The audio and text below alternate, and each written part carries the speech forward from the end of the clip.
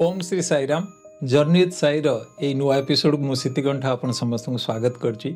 आज जी आम विशेष अतिथि सी वृत्तिगत स्तर में जड़े सफल व्यवसायी एवं सांगठनिक स्तर में सी सत्यसाई सेवा समिति कोरापुटर एक्स कन्वीनर भाव में कार्य कर सारी, जोनाल यूथ कोऑर्डिनेटर भाव में कार्य कर सारी एवं स्टेट जॉइंट यूथ कोऑर्डिनेटर भाव में कार्य कर सारी वर्तमान स्टेट प्रशांति सेवा संयोजक भाव में कार्यरत। सी होउचंदी आम समस्त अति प्रिय अरुण कुमार पात्र भाई एवं आमे समस्ते तांको राजा भाई नाम जानिछु। साईराम भाई। साईराम केमती अछंती? भल अछि स्वामी को कृपारु। भाई ये कार्यक्रम को आगु बढ़ेबा तापर गोटिके स्वामी को प्रार्थना करबा तापर कार्यक्रम को आगु नबा। ओम साईश्वराय विद्महे सत्यदेवाय धीमहि तन्नो सर्व प्रचोदयात्। ओम शांति शांति शांति।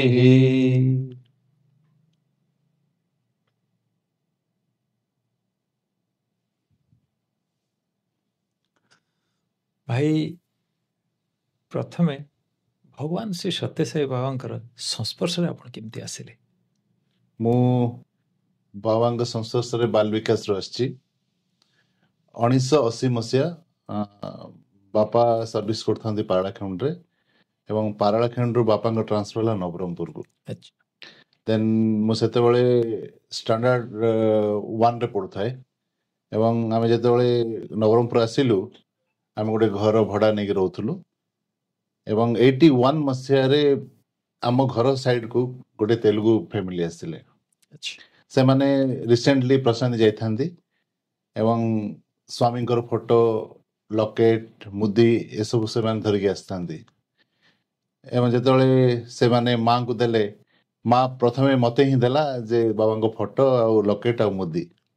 देन मो बड़ भाई भी थाए एवं छोट भौणी भी थाए से माने भी बहुत कांदिले जे मते कौन पे देले नहीं। देन से मान को आमे पुनी कहलु जे मौसा एमते से माने कांदुचंती आ से मान को दियंतु बोले माँ जेतले कहले से माने भौणी को लकेट देथिले आ मझा भाई को रिंग देथिले। देन सेठू भगवान को बाल विकास को आसीबार बाट से ही बतैथिले जेमती गोटे बाल विकास क्लास हुए प्रति रविवार दिन आपण पिला मान को आपण सेठी पठांतु। कारण मु जेते बळे छोट थिली बहुत दुष्टामी करथली बहुत माने एते जोर दुष्टामी करथली जे मां सब बळे मते मारे बापा किंतु बहुत गाल करंती। देन से माने कहिले जे नाको बाल विकास पठांतु एवं सेठी से सुधरी जीवो। जेतबळे मु मोर सांग माने भी जाउथले सेतबळे बाल विकास को जेतबळे मु बाल विकास गली मते प्रथम किछ भल लागिलानी।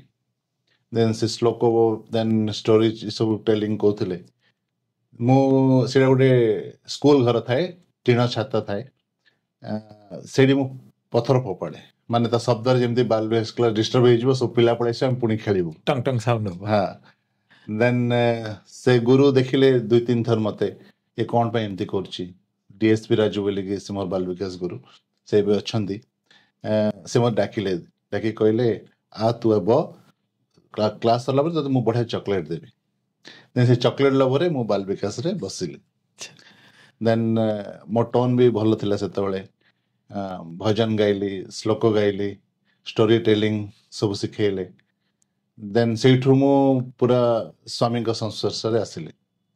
आ गोटे मजा कथा हला जे 1983 रे जो बाल विकास रैली हितिला से समय रे से गुरु कहिथिले जे छुआ को पठांतु आपण पुटपति कारण सेते बळे आर्थिक स्थिति एते भल नथिला सचल नथिला कारण आमे 5 भाई भौणी।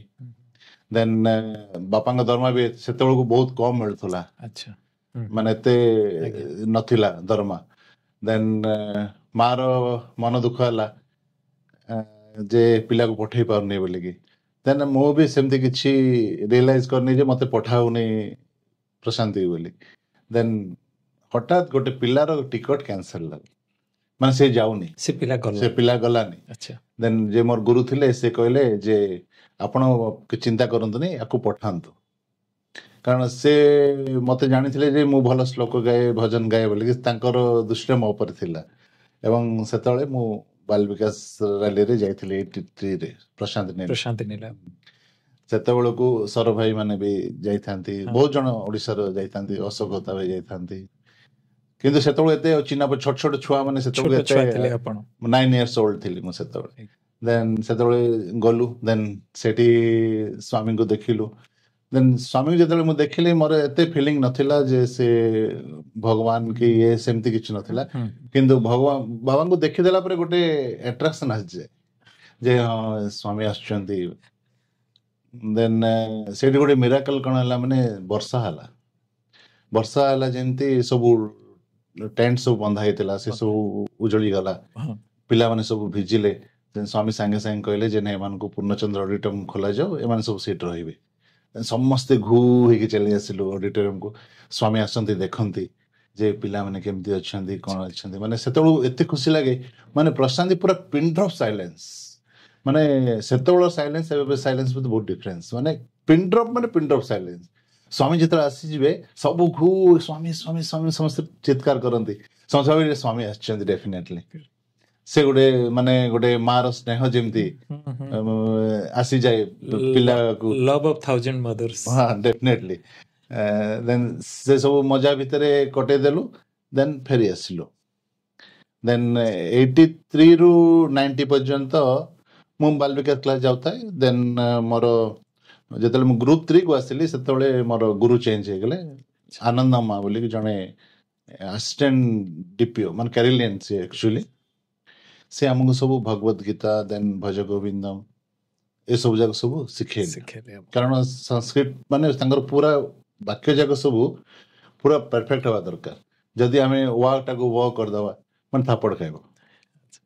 ମାନେ ସେ ଥପଡ଼ଟା ମାନେ ଗେଲର ଥପଡ଼, ମାନେ ଆପଣ ନେକ୍ସଟ ଟାଇମ ଗଲା ବେଳକୁ ସେ ଶ୍ଲୋକର ଚାଣ୍ଟିଂଟା ଠିକ ଭାବେ କରିଥିବେ।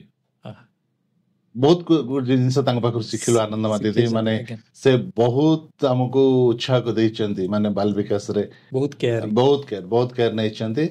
ଦେନ୍ ତାଙ୍କ ପାଖରୁ ଗ୍ରୁପ 3 ପାସ୍ ହେଲୁ। ଦେନ୍ 1990 ମସିହାରେ ଯେତେବେଳେ ସ୍ୱାମୀଙ୍କ ଜନ୍ମଦିନ, ସେଥିର ୱାର୍ଲଡ କନଫରେନ୍ସ, ସେଇ ସମୟରେ ମୁଁ ଆଉଥରେ ପ୍ରଶାନ୍ତ ଯିବାର ସୁଯୋଗ ପାଇଥିଲି। ଆପଣ ଟିଣ ଉପରକୁ ଟେକା ପକାଉଥିଲେ, ଡିଷ୍ଟର୍ବ ସେତେବେଳେ ପିଲାମାନେ ହଉଥିଲେ।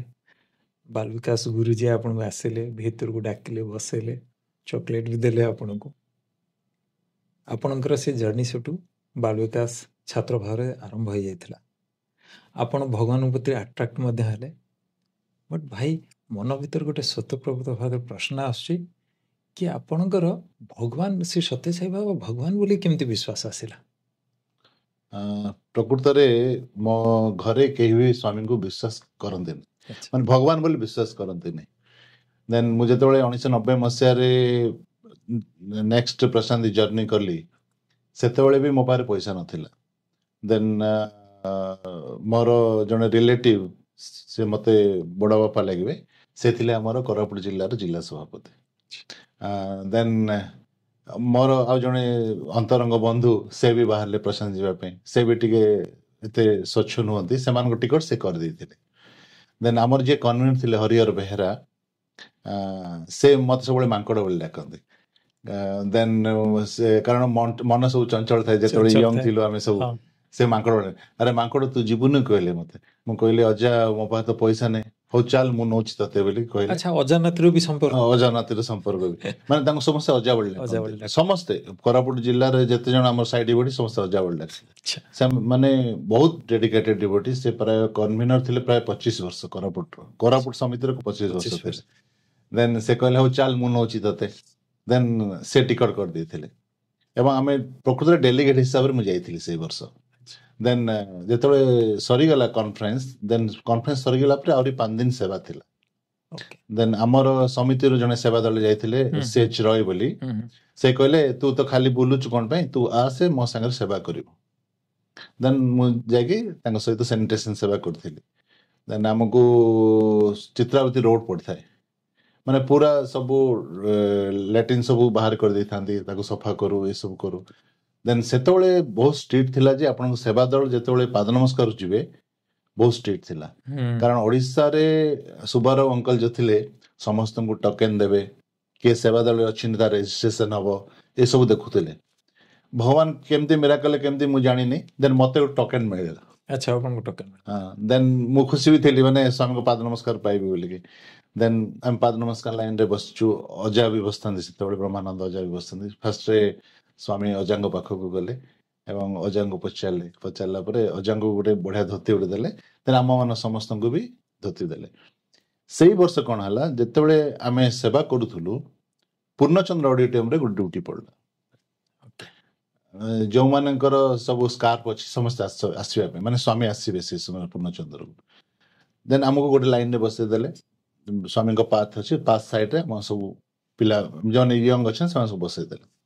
ସ୍ୱାମୀ ଆସିଲେ, ସ୍ୱାମୀ ଆସିକି ମୋ ପାଖରେ ଠିଆ ହେଲେ। ସେତେବେଳେ ମୁଁ ଜାଣିନଥାଏ ଯେ ସ୍କାର୍ପ ପିନ୍ଧିକି ସ୍ୱାମୀଙ୍କ ପାଦ ନମସ୍କାର ନେବ ବୋଲି। ଦେନ୍ ସ୍ୱାମୀ ଯେତେବେଳେ ମୋ ପାଖରେ ଠିଆ ହେଲେ, ମୁଁ ତାଙ୍କ ପାଖରେ ପାଦ ନମସ୍କାର ନେଇଛି, ମୁଁ ତାଙ୍କ ମୁହଁକୁ ଦେଖିଛି, ମାନେ ଗୋଟେ ବିରାଟ ଫେସ୍ କଟ୍ ଦେଖିଲି ସ୍ୱାମୀଙ୍କର। ମାନେ ସେ ଅନୁଭୂତିଟା ମୁଁ କହିପାରିବିନି, କାରଣ ଏତେ ବଡ଼ ଫେସ୍ କଟ୍ ଦେଖିଲି, ବିଶ୍ୱରୂପ ଯେମିତି ଦେଖିବା ଆମେ, ଖାଲି ସ୍ୱାମୀଙ୍କ ଫେସ୍ କଟ୍ ଖାଲି ବହୁତ ବଡ଼ ରୂପରେ ଦେଖିଲି। ସେଇଦିନ ମୁଁ ବିଶ୍ୱାସ କଲି, ନାଇଁ ଏଇଟା ହେଉଛନ୍ତି ପ୍ରକୃତରେ ଭଗବାନ। ଏବଂ ଭଗବାନଙ୍କୁ ସେଇଦିନ ମୁଁ ଚିହ୍ନିଥିଲି ଏବଂ ସେଇଦିନ ହିଁ ତାଙ୍କୁ ମୁଁ ପାଇଯାଇଥିଲି, ଭଗବାନ ବୋଲି ଗ୍ରହଣ କରିଥିଲେ। ତେଣୁ ଭଗବାନ ଯେତେବେଳେ ନିଜେ ତାଙ୍କର ବିଶ୍ୱରୂପ ଆପଣଙ୍କୁ ଦେଖିବା ପାଇଁ ଚାହୁଁଛନ୍ତି, ସିଏ ତାର ସେ ପରିସ୍ଥିତିକୁ ବି ନିଜେ କ୍ରିଏଟର, ସେ ନିଜେ କ୍ରିଏଟ୍ କରୁଛନ୍ତି।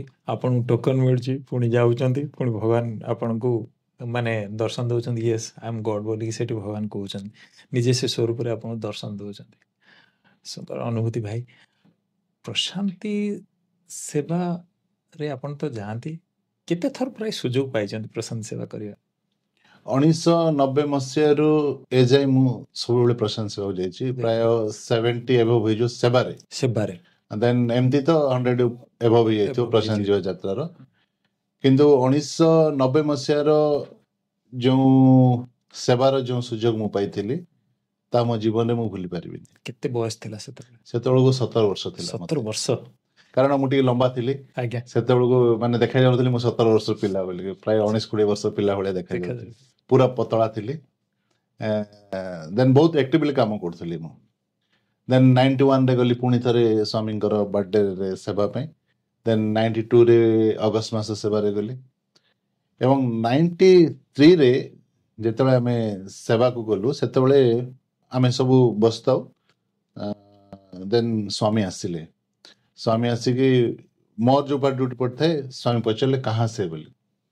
ଦେନ୍ ମୁଁ କହିଥିଲି ସ୍ୱାମୀ ଓଡ଼ିଶା ବୋଲି କହିଲି, ସ୍ୱାମୀ ଚାଲି ଯାଇଥିଲେ। ଦେନ୍ ପ୍ରତ୍ୟେକ ବର୍ଷ ପାଦ ନମସ୍କାର ମିଳେ ସ୍ୱାମୀଙ୍କର। ସବୁବେଳେ ମୁଁ ପଚାରେ ସ୍ୱାମୀ ଓଡ଼ିଶା କେବେ ଆସିବେ, ସ୍ୱାମୀ ସବୁବେଳେ କହନ୍ତି ମୁଁ ଓଡ଼ିଶା ଯିବି। ଏମିତି ଚାଲିଲା। ଦେନ୍ ଗୋଟେ ଥର ସେବା ସମୟରେ ସ୍ୱାମୀଙ୍କର ମୁଁ ପାଥଟାକୁ ପଛେ ଏବଂ ମୋର ଟିକେ ବାଳ ଯାକ ବହୁତ ଥିଲା। ଦେନ୍ ସେ ଯେତେବେଳେ ପୋଛେ ମୁଁ ସ୍ୱାମୀଙ୍କର ପାଥଟାକୁ, ସମସ୍ତେ ମୋ ବାଳକୁ ଦେଖନ୍ତି, ମାନେ ପୁରା ସେ ଝୁଙ୍କୁଥାଏ, ପୁରା ଚାରିଆଡ଼େ ଝୁଙ୍କୁଥାଏ। ସମସ୍ତେ ଖୁସି ସେଟା ଦେଖିକି। ଦେନ୍ ସ୍ୱାମୀଙ୍କୁ କାର୍ପେଟ୍ ପକାଏ, ଦେନ୍ ସ୍ପ୍ରେ କରେ, ସେଣ୍ଟ ସ୍ପ୍ରେ କରେ। ସ୍ୱାମୀ ପାଥରେ ଆସନ୍ତି, ମାନେ ବହୁତ ଖୁସି ଲାଗେ ସେତେବେଳେ ସ୍ୱାମୀ ଯେତେବେଳେ ପାଥରେ ଆସନ୍ତି। ଥରେ କ'ଣ ହେଲା, ମାନେ ସ୍ୱାମୀ ଯେତେବେଳେ ଆସନ୍ତି ସେ ସମୟରେ ପିନ୍ ଡ୍ରପ୍ ସାଇଲେନ୍ସ ଥାଏ ପ୍ରଶାନ୍ତିରେ, ବେଦ ବାଜୁଥିବ, ପିନ୍ ଡ୍ରପ୍ ସାଇଲେନ୍ସ ଥାଏ। ଗୋଟେ ଛୁଆଟା ଜଷ୍ଟ ଗୋଟେ 5-6 ଫୁଟ ଆଗକୁ ବହୁତ ଜୋରରେ କାନ୍ଦିଲା, ସମସ୍ତେ ଡିଷ୍ଟର୍ବ ହେଇଗଲା। ମାନେ ଛୁଆଟା ଯୋଉ କାନ୍ଦିଲା ବେଳକୁ ପୁରା ହଲ୍ଟା ପୁରା କମ୍ପୁଛି। ମୁଁ କ'ଣ କଲି, ସେ ଛୁଆଟାକୁ ଉଠେଇ ଦେଲି, ତା ପାଟିରେ ଚାପିଦେଲି ଏବଂ ତାକୁ ଉଠେଇକି ଧରିକି ପଳେଇଲି ବାହାରକୁ। ଦେନ୍ ସ୍ୱାମୀ ଦେଖୁଥାନ୍ତି, ସ୍ୱାମୀ ପାଟିରେ ଏମିତି ହାତ ଦେଲେ, ଏମିତି କହିଲେ। ଦେନ୍ ମୁଁ ଯେତେବେଳେ ସ୍ୱାମୀ ଚାଲିଗଲେ ହଲ୍କୁ, ଯିଏ ଆମର ସେଇଠର ଇନଚାର୍ଜ ଥିଲେ, ସେ ମୋତେ ଗୋଟେ ଥପ୍ପଡ଼ ଲଗେଇଲେ, କହିଲେ ସ୍ୱାମୀ କହିଲେ ଯେ ପିଲାଟା ତ କାନ୍ଦିବ, ତୁ ତା ପାଟିରେ ହାତ କ'ଣ ପାଇଁ ମାରିଲୁ, ସେ କାନ୍ଦିଲେ କାନ୍ଦିଥାନ୍ତା। ମୁଁ କହିଲି ନାଇଁ ଡିଷ୍ଟର୍ବ ହେଉଛି, ସ୍ୱାମୀ ବି ଇଏ ହେଇଯିବେ ବୋଲିକି ନେଇଗଲେ। ନାଇଁ ସ୍ୱାମୀଙ୍କୁ ସେସବୁ ପସନ୍ଦ ନାହିଁ। ମାନେ ସେଇଠି ଗୋଟେ ଜିନିଷ ମୋତେ ଶିଖିବାକୁ ମିଳିଲା। ସ୍ୱାମୀ ଇଜ୍ ଏ ଗ୍ରେଟ୍ ଟିଚର। ମାନେ ସ୍ୱାମୀଙ୍କର ସାଇଲେନ୍ସରେ ବି କିଛି ନା କିଛି ଆମକୁ ଇଙ୍ଗିତ ଥାଏ ଯେ ୱାଣ୍ଡରଫୁଲ୍ ଟିଚର। ମାନେ ଭାଇ ଏତେ ଲମ୍ବା ଅନୁଭୂତି ଭିତରେ ଆପଣଙ୍କର 70 ଥର ସେବାର ସୁଯୋଗ ପାଇଛନ୍ତି, ବହୁତ ସାରା ଆପଣଙ୍କର ଅନୁଭୂତି ଥିବ, ସେ ଅନୁଭୂତି ବିଷୟରେ କିଛି କୁହନ୍ତୁ ନା। ବହୁତ ଗୁଡେ ଅନୁଭୂତି ଅଛି। ଦେନ୍ ଥରେ ସ୍ୱାମୀ ଆସିଥାନ୍ତି ଦର୍ଶନ ଦେବା ପାଇଁ, ଜଣେ ଇଞ୍ଜିନିୟର ଥାନ୍ତି, ତାଙ୍କ ନାଁଟା ଅବଶ୍ୟ ମୁଁ ଭୁଲିଗଲି। ସେ ଭାଇକୁ ପଚାରିଲେ ସ୍ୱାମୀ, ଆଉ ସ୍ୱାମୀ ପଚାରୁଛନ୍ତି ତାଙ୍କୁ କାହା ସେ, ତ ସେ ଆନ୍ସର ଦଉଛନ୍ତି ସାର୍ ଓଡ଼ିଶା। ସ୍ୱାମୀକୁ ଆଉ ସ୍ୱାମୀ ବୋଲି କହୁନାହାନ୍ତି, ସାର୍ ବୋଲି କହୁଛନ୍ତି। ସ୍ୱାମୀ ପୁରା ଜୋରରେ ହସିଲେ, ମତେ କଣ ସାର୍ ପୁରା ସମସ୍ତେ ହସି ହସି ଗଡିଗଲେ ସେଇ ସମୟରେ। ସ୍ୱାମୀ ହସିଦେଲେ, ଚାଲିଗଲେ। ସେକେଣ୍ଡ ଥର ଆମେ ବୋଧେ 96-97 କଥା, ସେତେବେଳେ ସ୍ୱାମୀ ପାଦ ନମସ୍କାର ଡାକିଥାନ୍ତି ଆମକୁ। ଦେନ୍ ଆମେ ସବୁ ବସିଥାଉ। ସେତେବେଳେ କଣ ହଉଥିଲା, ମାନେ ଗ୍ରୁପ ଲିଡର ଯୋଉମାନେ ଥିବେ ସେମାନଙ୍କୁ ଆଗ ଲାଇନରେ ବସେଇବେ। ଦେନ୍ ଆଗ ଲାଇନରେ ସୁବାର ମଉସା, ଭାସ୍କର ଭାଇନା, ତାପରେ ଅନ୍ତି ଭାଇନା, ଏମାନେ ସବୁ ବସିଥାନ୍ତି। ଆମର ଯୋଉ ମନ୍ଦିର ଇନଚାର୍ଜ ଥାନ୍ତି ମିଷ୍ଟର ସାହା ବୋଲିକି, ସେ କଣ କଲେ, ସେ ବର୍ଷ ମତେ ବସେଇଲେ ସେ ମାନେ ଆଗ ଲାଇନରେ। ଆଗ ଲାଇନରେ ବସେଇଦେଲେ, ଭାସ୍କର ଭାଇନାଙ୍କ ସାଇଡରେ ହିଁ ମୁଁ ବସିଥାଏ। ବସେଇକି ସେ ଚାଲିଗଲେ। ଦେନ୍ ଆମ ଲିଡର ମାନେ ଆସିକି ମତେ ଉଠେଇ ଦେଲେ, ପୁଣି ବ୍ୟାଗକୁ ନେଇଗଲେ। ସେ ପୁଣି ଆସିଲେ, ଆସି କହିଲେ ତାକୁ କଣ ପାଇଁ ବ୍ୟାଗକୁ ନେଲେ, ତାକୁ ଆଗରେ ବସ। ପୁଣି ସେ ଆଗରେ ଆଣି ଭାସ୍କର ଭାଇନା ପାଖରେ ହିଁ ବସେଇଲେ। 9:30 ହେଇଗଲାଣି, 9:30ରେ ଭଜନ ସରିଯାଏ, ସ୍ୱାମୀ ଆସୁନାହାନ୍ତି। 9:45 ହେଇଗଲା, ସ୍ୱାମୀ ଆସୁନାହାନ୍ତି। ପ୍ରାୟ 10:05 ଖଣ୍ଡେ ଥିବେ, ସ୍ୱାମୀ ଆସିଲେ। ସ୍ୱାମୀ ଆସିକି ମୋ ଦିଟା ଖାନ୍ଦ ଉପରେ ହାତ ଦେଲେ, ମୁଁ ଆଣ୍ଠେଇ ଥାଏ। ସ୍ୱାମୀ କହିଲେ ଯେ ଆଜି ମୁଁ ବହୁତ ବ୍ୟସ୍ତ ଅଛି, ଆଉ ଏବେ ତୁମମାନଙ୍କୁ ପାଦ ନମସ୍କାର ଦେଇପାରିବିନି, ଇଣ୍ଟରଭ୍ୟୁରେ ବହୁତ ସମୟ ହେଇଗଲା, ତମମାନେ ସନ୍ଧ୍ୟାକୁ ଆସ, ମୁଁ ତୁମମାନଙ୍କୁ ପାଦ ନମସ୍କାର ଦେବି।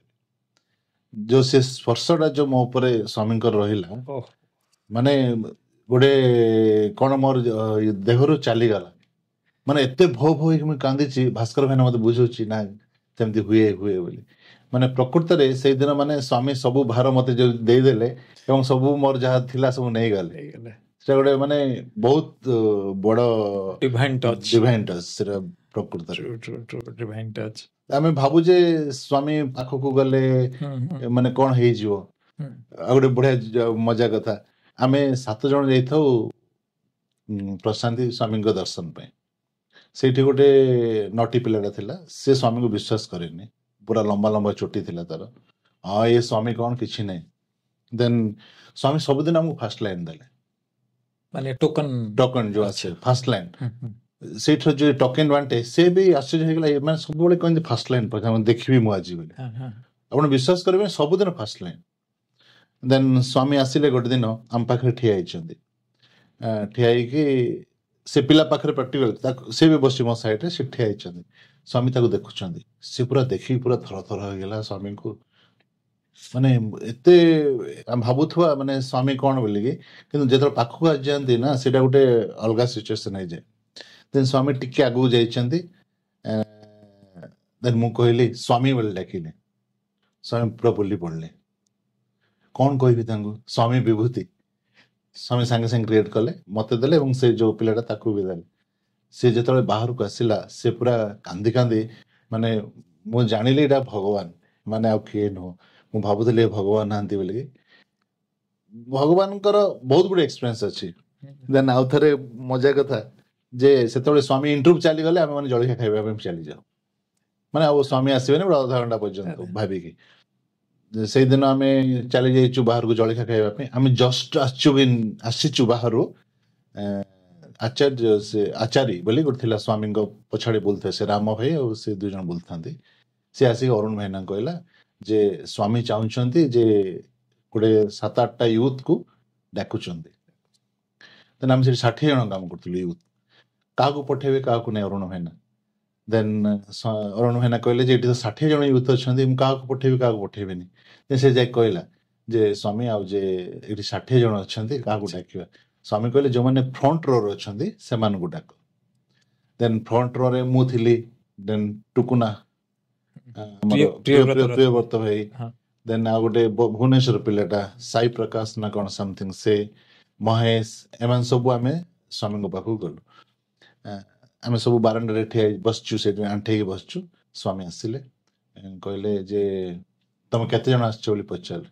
ଆମ ପାଖରେ ଫିଗର ନାହିଁ। ତାପରେ ଆମେ କହିଲୁ ସ୍ୱାମୀ वी डोंट नो हेल्ले ठीक अच्छी मु तुमको प्रसाद दूची तमें खाइब तापरे तापरे तुमरो नेक्स्ट बैच बोली पचारे हिंदी रे पचारथांते किंतु मु तेलुगु आंसर दे देली स्वामी మనం తెలీదు ఎంతమంది వచ్చారు କହିଲେ ఇది తీసుకోండి ఇది తీసుకొని మీరు తినండి మిగిలే అంతా మీ నెక్స్ట్ బ్యాచ్ అని ମାନେ ତମେ ଏଇଟା ନିଅ ଏଇଟା ତମେ ଖ ଆଉ ଯାହା ବଳିବ ତମ ନେକ୍ସଟ ବ୍ୟାଚ୍ କୁ ଦେବ କହିଲେ ପଚାରିଲେ ବି ତମ ନେକ୍ସଟ ବ୍ୟାଚ୍ କିଏ ବୋଲିକି ଦେନ୍ ଆମେ କହିଲୁ ନାଇଁ ସ୍ୱାମୀ ମଧ୍ୟପ୍ରଦେଶ ହଉ ଠିକ ଅଛି ତାଙ୍କୁ ଦିଅ ଆପଣ କହିଲେ ବିଶ୍ୱାସ କରିବେନି ଆମେ ଥିଲୁ ସେତେବେଳକୁ 1500 ଉପରେ ଲୋକ ଦେନ୍ ମଧ୍ୟପ୍ରଦେଶରେ ବି 1500 ଲୋକ 1500 ହଁ ମାନେ ସମସ୍ତଙ୍କୁ ଠିକ ଭାବରେ ସେ ପ୍ରସାଦଟା ବିତରଣ ହେଇଗଲା ତାପରେ ଆଉ ଥରେ ମୁଁ ମହେଶ ଦୁଇ ଜଣ ବସିଥାଉ ମହେଶର ଟିକେ ପାଟିରେ ଛୋଟ ଛୋଟ ଘା ହୋଇଯାଏ ନା ସେମିତି ହେଇଯାଇଥିଲା ଦେନ୍ ଆମେ ବସିଥାଉ ଦେନ୍ ସ୍ୱାମୀ ଆସିଲେ ପ୍ରସାଦ తీసుకున్నారా ବୋଲି ପଚାରିଲେ ମାନେ ପ୍ରସାଦ ନେଲେ କି ବୋଲି ପଚାରିଲେ ପିଲାକୁ ଆମେ ବୁଝିପାରିଲୁନି କିଛି ତାପରେ ସ୍ୱାମୀ କହିଲେ ନାଇଁ ଇସ୍ତାନ ମୁଁ ଦେବି ରୁହ ବୋଲି କହିଲେ ସ୍ୱାମୀ ଗୋଟେ 2 ଫୁଣ୍ଡ ଯାଇଛନ୍ତି ନାଇଁ ମୁଁ ରାମ ଭାଇ ଥିଲା ସେତେବେଳେ ରାମକୁ ପଚାରିଲି ଆଉ ଯେ ସ୍ୱାମୀ ପ୍ରସାଦ ଦେବି କହିଲେ ଆଉ ଦେଲେନି ଆଉ ତମେ ବସ ବୋଲି କହିଲେ ସ୍ୱାମୀ ପୁଣି ପଛକୁ ଚାଲି ଆସିଲେ ସ୍ୱାମୀ ପ୍ରସାଦ ମିସ୍ତାର ଅନାରୁ ଇବଲେ ବୋଲି କହିଲେ ମାନେ ସ୍ୱାମୀ ଆପଣ ପ୍ରସାଦ ଦେବି କହିଥିଲେ ଦେଲେନି ବୋଲି ପଚାରିଲେ ଦେନ୍ ସ୍ୱାମୀ ସାଙ୍ଗେ ସାଙ୍ଗେ କ୍ରିଏଟ୍ କଲେ ବିଭୂତି କ୍ରିଏଟ୍ କଲେ ମହେଶକୁ ଆଉ ମତେ ଦେଲେ ମହେଶ ସେଟା ଖାଇଲା ପରେ ତାର ପୁରା ଇଏଟା କମିଗଲା ଦେନ୍ ଆଉ ଥରେ ଆମେ ସେକେଣ୍ଡ ଡେ ଇଭିନିଂ ରେ ଆଉ ଥରେ ବସିଛୁ ଆଉ ଥରେ ସେ ଫାର୍ଷ୍ଟ ଲାଇନ୍ ହିଁ ବସିଛୁ ସ୍ୱାମୀ ଆସିଲେ ଦେଖି ପଳେଇଲେ ମର୍ଣ୍ଣିଂ ରେ ବି ପୁଣି ଥରେ ଆମେ ଫାର୍ଷ୍ଟ ଲାଇନ୍ ରେ ବସିଛୁ ଦେନ୍ ସ୍ୱାମୀ ଆସିଲେ ଆସି କହିଲେ ఇంకా పోలేదా ଆହୁରି ଯାଇନ କି ତମେ ମାନେ ବୋଲି ପଚାରିଲେ ନାଇଁ ସ୍ୱାମୀ ଇଭିନିଂ ଟ୍ରେନ୍ ଅଛି ଯିବୁ ବେଲାକୁ లేదు ନାଇଁ ତମମାନେ ଦଙ୍ଗା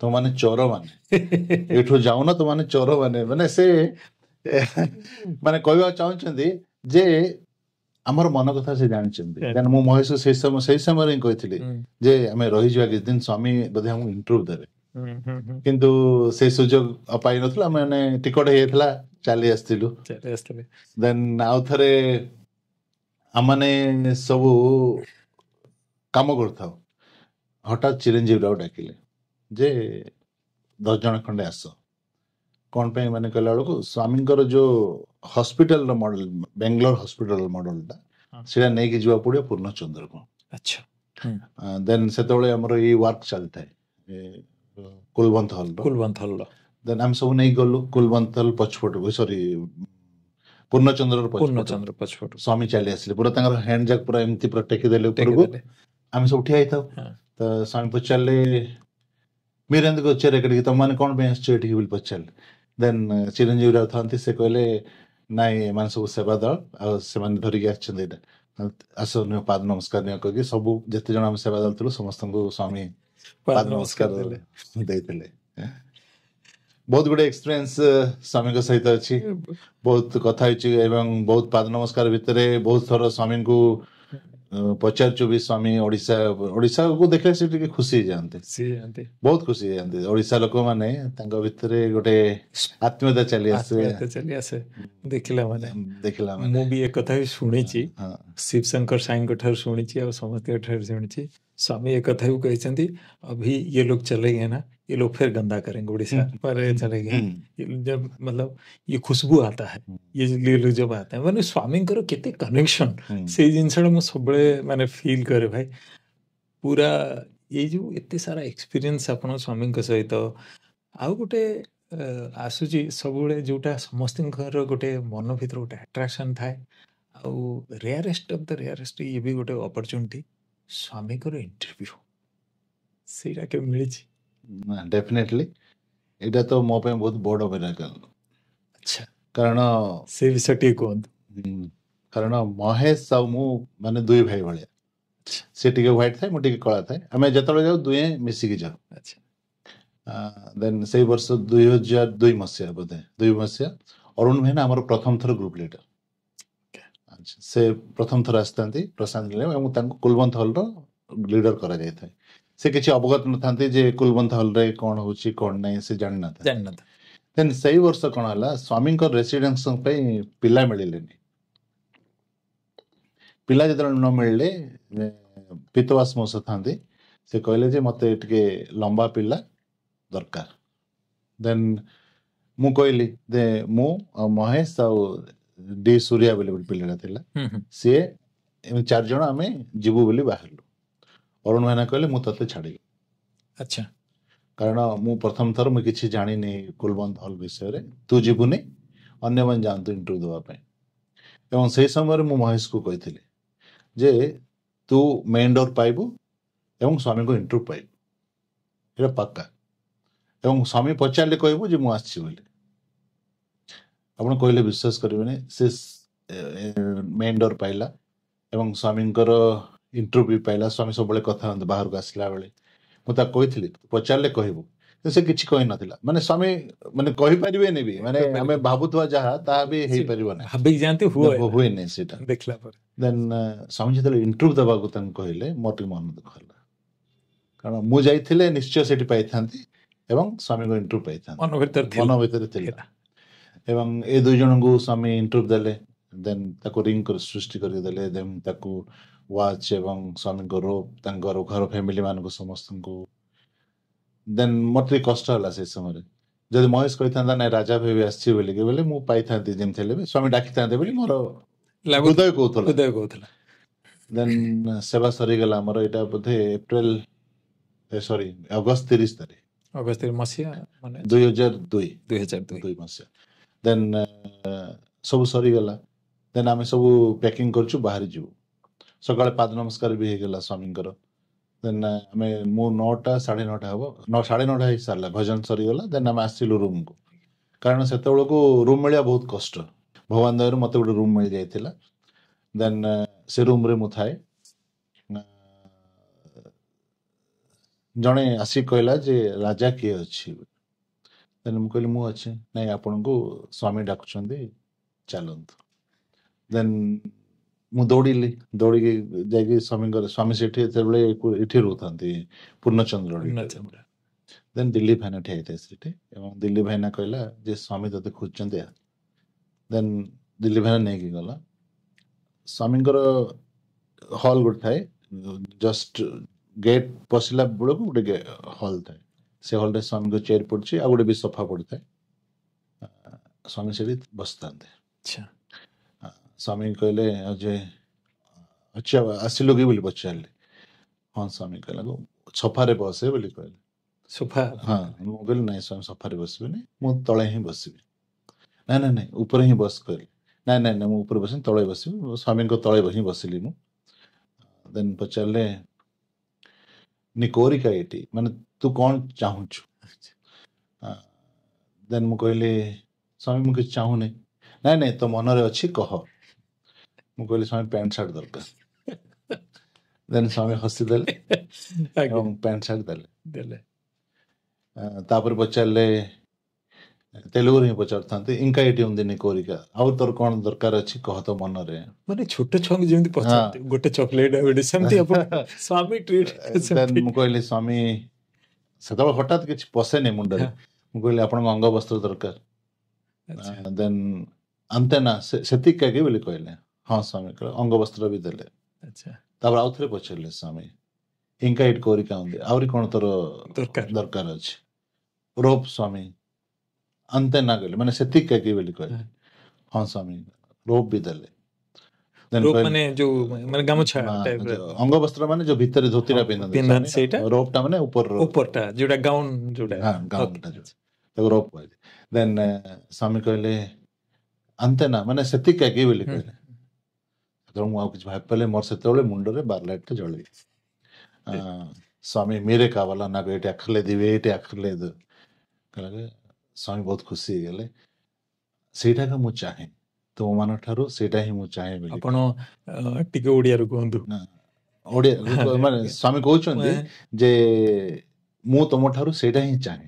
ମୁଁ ଯେତେବେଳେ କହିଲି ସ୍ୱାମୀଙ୍କୁ ଯେ ସ୍ୱାମୀ ଆଉ କ'ଣ ଦରକାର, ସେତେବେଳେ ମୁଁ କହିଲି ନାଇଁ ସ୍ୱାମୀ ଆପଣ ହିଁ ଦରକାର ବୋଲି ତାଙ୍କ ପାଦରେ ଝଡ଼ିଦେଲି, ମୋ ଦେହରେ ଧରିଦେଲି। ଦେନ୍ ସ୍ୱାମୀ ସେ ବହୁତ ଖୁସି ହେଇଗଲେ ଏବଂ କହିଲେ ଏଇଟା ମୁଁ ଚାହେଁ। ମାନେ ସେତେବେଳକୁ ମାନେ ସ୍ୱାମୀଙ୍କର ଫେସ୍ରେ ଗୋଟେ ଡେଜଲିଂ ଗୋଟେ ପଳେଇ ଆସିବ ମାନେ ହସି ଦେଲେ ପୁରା ମାନେ ଏତେ ଖୁସି ଲାଗିଲା ତାଙ୍କ ମାନେ ମୋ ପିଲାମାନେ ମତେ ଏହା ଦରକାର ମୁଁ ସେମାନଙ୍କୁ ଏହା ଚାହେଁ ବୋଲି ସେ ଚାହୁଁଛନ୍ତି ଏସବୁ ଜିନିଷ କିଛି ନାହିଁ କ୍ଷଣସ୍ଥାୟୀ ଆଜି ଅଛି କାଲି ପଳେଇବ କିନ୍ତୁ ସ୍ୱାମୀ ମୋ ପାଖରେ ସବୁବେଳେ ରହିବେ ପରମାନେଣ୍ଟଲି ସେଇଟା ଲଭଲି ମାନେ ତାପରେ ଦ୍ୱିତୀୟ ଜିନିଷ ବି ଭାଇ ଆପଣ ବି ଦେଖନ୍ତୁ ମାଗିଛନ୍ତି କ'ଣ ଫାଷ୍ଟ ହ୍ୱାଇଟ୍ ପ୍ୟାଣ୍ଟ ସାର୍ଟ ମାଗିଲେ ହ୍ୱାଇଟ୍ ପ୍ୟାଣ୍ଟ ସାର୍ଟ କ'ଣ ନା ପିନ୍ଧିକି ସେବା କରିବି ଆପଣ ବି କ'ଣ ମାଗିଛନ୍ତି ଆପଣ ବି ଦେଖନ୍ତୁ ସେକେଣ୍ଡ କ'ଣ ମାଗିଲେ ଆପଣ ସେ ଯେଉଁ ଅଙ୍ଗିଟା ମାଗିଲେ କି ତାକୁ ଆଜି ମୁଁ ମୋର ମେମୋରି କରିକି ରଖିବି ଆପଣ ମ୍ୟାଟେରିଆଲିଷ୍ଟିକ ଜିନିଷ କିଛି ବି ମାଗିନାହାନ୍ତି ଥର୍ଡ କ'ଣ ମାଗିଲେ ନା ସ୍ୱାମୀ ଯେଉଁ ଗାଉନଟା ପିନ୍ଧୁ ମୁଁ ସବୁବେଳେ ଯେଉଁ ସ୍ୱାମୀକି ଦେଖୁଛି ସେଇ ଜିନିଷଟା ମୋ ମାନସ ଚିତ୍ରପଟରେ ସବୁବେଳେ ରହୁ ସେଇ ଜିନିଷଟା ଇଭେନ୍ ଆପଣ କୌଣସି ମ୍ୟାଟେରିଆଲ ଏବଂ ଲାଷ୍ଟକୁ ପୁଣି ଆପଣ ରିଏଲାଇଜ ସିଏ ନିଜେ କରାଉଛନ୍ତି ତୁ କ'ଣ ଆକୁ ମାଗୁଛୁ ୟାକୁ ମାଗୁଛୁ ମତେ ତ ଏକାଥରେ ମାଗିତେ କାମ ସରିଲା ପୁଣି ଲାଷ୍ଟକୁ ଆପଣଙ୍କୁ ସେଇଟା ଯେତେବେଳେ ରିଏଲାଇଜ ହେଉଛି ଆପଣଙ୍କୁ ସ୍ୱାମୀ ଆପଣ ମତେ ଦରକାର ଦେନ୍ ସ୍ୱାମୀଙ୍କ ସେତେବେଳେ ସ୍ୱାମୀ ଫିଲ୍ କରୁଛନ୍ତି ହଁ ଏବେ ଠିକ ତ ଆସିଲେ ଏତେ ଜିନିଷ ମତେ ମାଗିଲେ ଏତେ ସ୍ୱାମୀଙ୍କର ବ୍ଲେସିଙ୍ଗସ୍ ହିଁ ସ୍ୱାମୀଙ୍କର ଚମତ୍କାର ମାନେ ଆମେ ମାନେ ମୁଁ ଯେତିକି ଆପଣଙ୍କର ଅନୁଭୂତି ଯେତିକି ଶୁଣି ଯାଉଛି ମାନେ ସେ ଜିନିଷ ହିଁ ମୋତେ ମିଳୁଛି ଭାଇ ଏଇଟା ହେଉଛି ସୌଭାଗ୍ୟ ବହୁତ ବଡ଼ ମାନେ ମାନେ କୃତଜ୍ଞତା ସ୍ୱାମୀ କି ଏ ପ୍ରକାର ଇଣ୍ଟରଭ୍ୟୁ ଏ ପ୍ରକାର ଯେଉଁ ତାଙ୍କର ଦିବ୍ୟ ଦର୍ଶନ ଆଉ ଦିବ୍ୟ ଯେଉଁ ଇଣ୍ଟରଭ୍ୟୁ ଦେଇଛନ୍ତି ତାକୁ ତ ବର୍ଣ୍ଣନା କରିବନି ଭାଇ ଆପଣ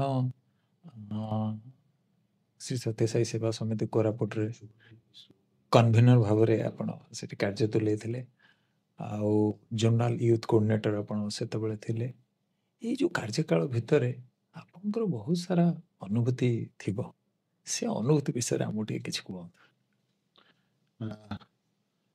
ଡେଫିନେଟଲି ଯେ ମୁଁ ଯେତେବେଳେ କନଭେନର ଥିଲି ବହୁତ ଗୁଡ଼େ ଜିନିଷ ମୋତେ ଶିଖିବାକୁ ପାଇଲି କାରଣ ଆପଣ ଯେତେବେଳେ ଟିକେ ଷ୍ଟେଟ୍ ଲେଭେଲ ଚାଲିଯାଆନ୍ତି କିମ୍ବା ଜୋନାଲ ଲେଭେଲ ଚାଲିଯାଆନ୍ତି ସେ କାମ ଆପଣଙ୍କୁ ଯେତିକି ଶ୍ରଦ୍ଧା ଦେବ କନଭେନର ପୋଷ୍ଟଟା ବହୁତ ଭଲ ଜିନିଷ କାରଣ ବହୁତ ଜିନିଷ ଆମେ କରିବା ପାଇଁ ପଡ଼ିବ ବହୁତ ଜିନିଷ କରାଇବା ପାଇଁ ପଡ଼ିବ ଏବଂ ବହୁତ ଲୋକଙ୍କ ସାଙ୍ଗରେ ମିଶିବାକୁ ପଡ଼ିବ ବହୁତ ଲୋକଙ୍କ ସାଙ୍ଗରେ ସମସ୍ତଙ୍କ କଥା ଶୁଣିବା ପାଇଁ ପଡ଼ିବ କିଭଳି କାର୍ଯ୍ୟରେ କରିବାକୁ ପଡ଼ିବ ଏସବୁ ଜିନିଷ ବହୁତ ମୁଁ ଶିଖିପାରିଲି କାରଣ ଆଗରୁ ମୁଁ ବହୁତ ଓଲ୍ଡ ଲୋକମାନଙ୍କ ସହିତ କାମ କରିଥିଲି ସେମାନଠୁ ବହୁତ ଗୁଡ଼େ ଜିନିଷ ଶିଖିଥିଲି ସେଇଟା ମୋର କନଭେନର ସମୟରେ ବହୁତ ମୋତେ କାମରେ ଆସିଥିଲା ଦେନ୍ ସେକେଣ୍ଡ ଥିଙ୍ଗ ହେଲା ମୋତେ ଆଜି ପର୍ଯ୍ୟନ୍ତ ବି କୋରାପୁଟରେ କହନ୍ତି ଯେ ଗୋଟେ ଭଲ କନଭେନର ଥିଲେ କାରଣ ସମସ୍ତଙ୍କୁ ବାନ୍ଧି ରଖିବା ହେଉଛି ଗୋଟେ କନଭେନର ଦାୟିତ୍ୱ ସେଇଟା ମୁଁ ବହୁତ ଶିଖିଥିଲି ଦେନ୍ ସେକେଣ୍ଡ ଥିଙ୍ଗ ହେଲା ଯେତେବେଳେ ମୁଁ ଜୋନାଲ କୋଅର୍ଡିନେଟର ଥିଲି ସେଇ ସମୟରେ ବି ବହୁତ ଗୁଡ଼େ ଜିନିଷ ମୁଁ ଶିଖିଲି ସେଇଠିର ଗୋଟେ ଅନୁଭୂତି କହିବି ଯେତେବେଳେ ହରେକୃଷ୍ଣ ମୋ ସହିତ ଥାନ୍ତି ସେତେବେଳେ ଷ୍ଟେଟ୍ ପ୍ରେସିଡେଣ୍ଟ ସେ ଆମ୍ବାଦଳା ଭିଜିଟ୍ କଲି ଏବଂ ଯେତେବେଳେ ମୁଁ ଜୋନାଲ କୋଅର୍ଡିନେଟର ଥିଲି ମୋ ରେସ୍ପନ୍ସିବିଲିଟି ଯେ ମୁଁ ଯିବା କଥା ଏବଂ ମୁଁ ସେତେବେଳେ ଆମ୍ବାଦଳା ଯାଇଥିଲି ଏଇଟା ହେଉଛି 2005 ସେ ସମୟରେ ମୁଁ ଆମ୍ବାଦଳା ଯାଇଥିଲି ଏବଂ ଆମ୍ବାଦଳା ପିଲାଙ୍କର କାମ କରିବା ତରିକା ଏବଂ ସ୍ୱାମୀ ପ୍ରତି ତାଙ୍କର ଯେଉଁ ବିଶ୍ୱାସ ସେଇଟା ମୁଁ ଆଉ ଟିକେ ମୋତେ ବାନ୍ଧି ଦେଇଥିଲା ନେକ୍ସଟ ଲେଭେଲ ପାଇଁ କାରଣ ପିଲାଙ୍କର ଯେଉଁ ସ୍ପୃହା ଥିଲା କାମ କରିବାରେ ସ୍ୱାମୀଙ୍କ ପାଇଁ କରିବା ରାଜ୍ୟ ସଭାପତି ଆସିଛନ୍ତି ତାଙ୍କ ପାଇଁ କରିବା ନୁହଁ ସ୍ୱାମୀଙ୍କ ପାଇଁ କ'ଣ କରିପାରିବା ସେ ଜିନିଷ ମୋତେ ଭଲ ଲାଗିଥିଲା ଏବଂ ସେଇଠି ମୁଁ ଆମ୍ବାଦଳା ସହିତ ପୁରାପୁରି ଭାବେ ଜଡ଼ିତ ହେଇଯାଇଥିଲି ଏବଂ କରୁଣାଳୟର ସବୁ କାମ ଦାୟିତ୍ୱରେ ବି ମୋତେ ଦିଆଯାଇଥିଲା ଦେନ୍ ସେଇଠି ମୋହନ ଭାଇନା ଅନ୍ୟ ସବୁ ୟୁଥ୍ ମାନେ ଯେଉଁମାନେ ଅଛନ୍ତି ସମସ୍ତଙ୍କ ସହିତ ଗୋଟେ ଭାଇ ଭଳିଆ ମୋତେ ଆଜି ପର୍ଯ୍ୟନ୍ତ ବି ସେଇଠି ବହୁତ ରେସ୍ପେକ୍ଟ ଦିଅନ୍ତି ଏବଂ ମୋହନ ଭାଇନା ନିଜ ଭାଇ ଭଳିଆ ଦେଖନ୍ତି ଅନ୍ୟମାନେ ସମସ୍ତେ ପିଲାମାନେ ବହୁତ ରେସ୍ପେକ୍ଟ ଦିଅନ୍ତି ଏବଂ ବହୁତ ଗୁଡ଼ିଏ ଜିନିଷ ସେଇଠି କରିବାର ବି ସୁଯୋଗ ସ୍ୱାମୀ ଦେଲେ ମୋତେ ସେଇଠି ଦେନ୍ ଯେତେବେଳେ ମୁଁ ୟୁଥ୍ କୋଅର୍ଡିନେଟର ରହିଲି ଜଏଣ୍ଟ ୟୁଥ୍ କୋଅର୍ଡିନେଟର ସେହି ସମୟରେ ଯୁବଗୋଷ୍ଠୀଙ୍କ ସହିତ କିଭଳି ଭାବରେ ମିଶିବାକୁ ପଡ଼ିବ କାରଣ ସେ ସମୟର ବାତାବରଣ ଗୋଟେ ଅଲଗା ଥିଲା ଏବଂ ସେ ସମୟରେ ୟୁଥ୍ ମାନଙ୍କୁ କିଭଳି ଭାବରେ ଏକଜୁଟ କରିବା ସେତେବେଳେ ବି ୟୁଥ୍ ମାନେ ବହୁତ ସାହାଯ୍ୟ କରିଛନ୍ତି ମୋତେ ଏବଂ ବହୁତ ଜାଗାରେ ବି ମୋତେ ସେମାନେ ବହୁତ ରେସ୍ପେକ୍ଟ ଦିଅନ୍ତି ଏବଂ ସ୍ୱାମୀଙ୍କ କାମ ମାନେ ଯେଉଁଠି ହେଲେ ଯୁବଗୋଷ୍ଠୀ ଆଗରେ ହିଁ ଆସିବେ କାରଣ ସେମାନେ ସେତିକି ଡେଡିକେଟେଡ୍ ବି ଅଛନ୍ତି ଏବଂ ସେମାନେ ବି ବହୁତ ଗୁଡ଼ିଏ କାମ କରୁଛନ୍ତି ଦେନ୍ ଯେତେବେଳେ ମୁଁ ପ୍ରଶାନ୍ତି ଇନଚାର୍ଜ ହେଲି ସେଇଟା ଗୋଟେ ବହୁତ ରେସ୍ପନ୍ସିବିଲିଟି ପୋଷ୍ଟ ଥିଲା କାରଣ ଏଇ 1500 ଜେଣ୍ଟସ୍ 1500 ଲେଡ଼ିଜ୍ 3000 ଲୋକଙ୍କୁ ନେଇକି ପ୍ରଶାନ୍ତିରେ କାମ କରିବା ତାହା ମୋ ପାଇଁ ଗୋଟେ ଚ୍ୟାଲେଞ୍ଜ ଥିଲା। କାରଣ ଅବଶ୍ୟ ମୁଁ କାମ କରିଛି, ବହୁତ ଲୋକଙ୍କୁ ଜାଣିଛି, ବହୁତ ଜଣ ମୋତେ ବି ଜାଣିଛନ୍ତି, ହେଲେ ବି ରେସ୍ପନ୍ସିବଲ ନେବାଟା ଗୋଟେ ଅଲଗା ତରିକା।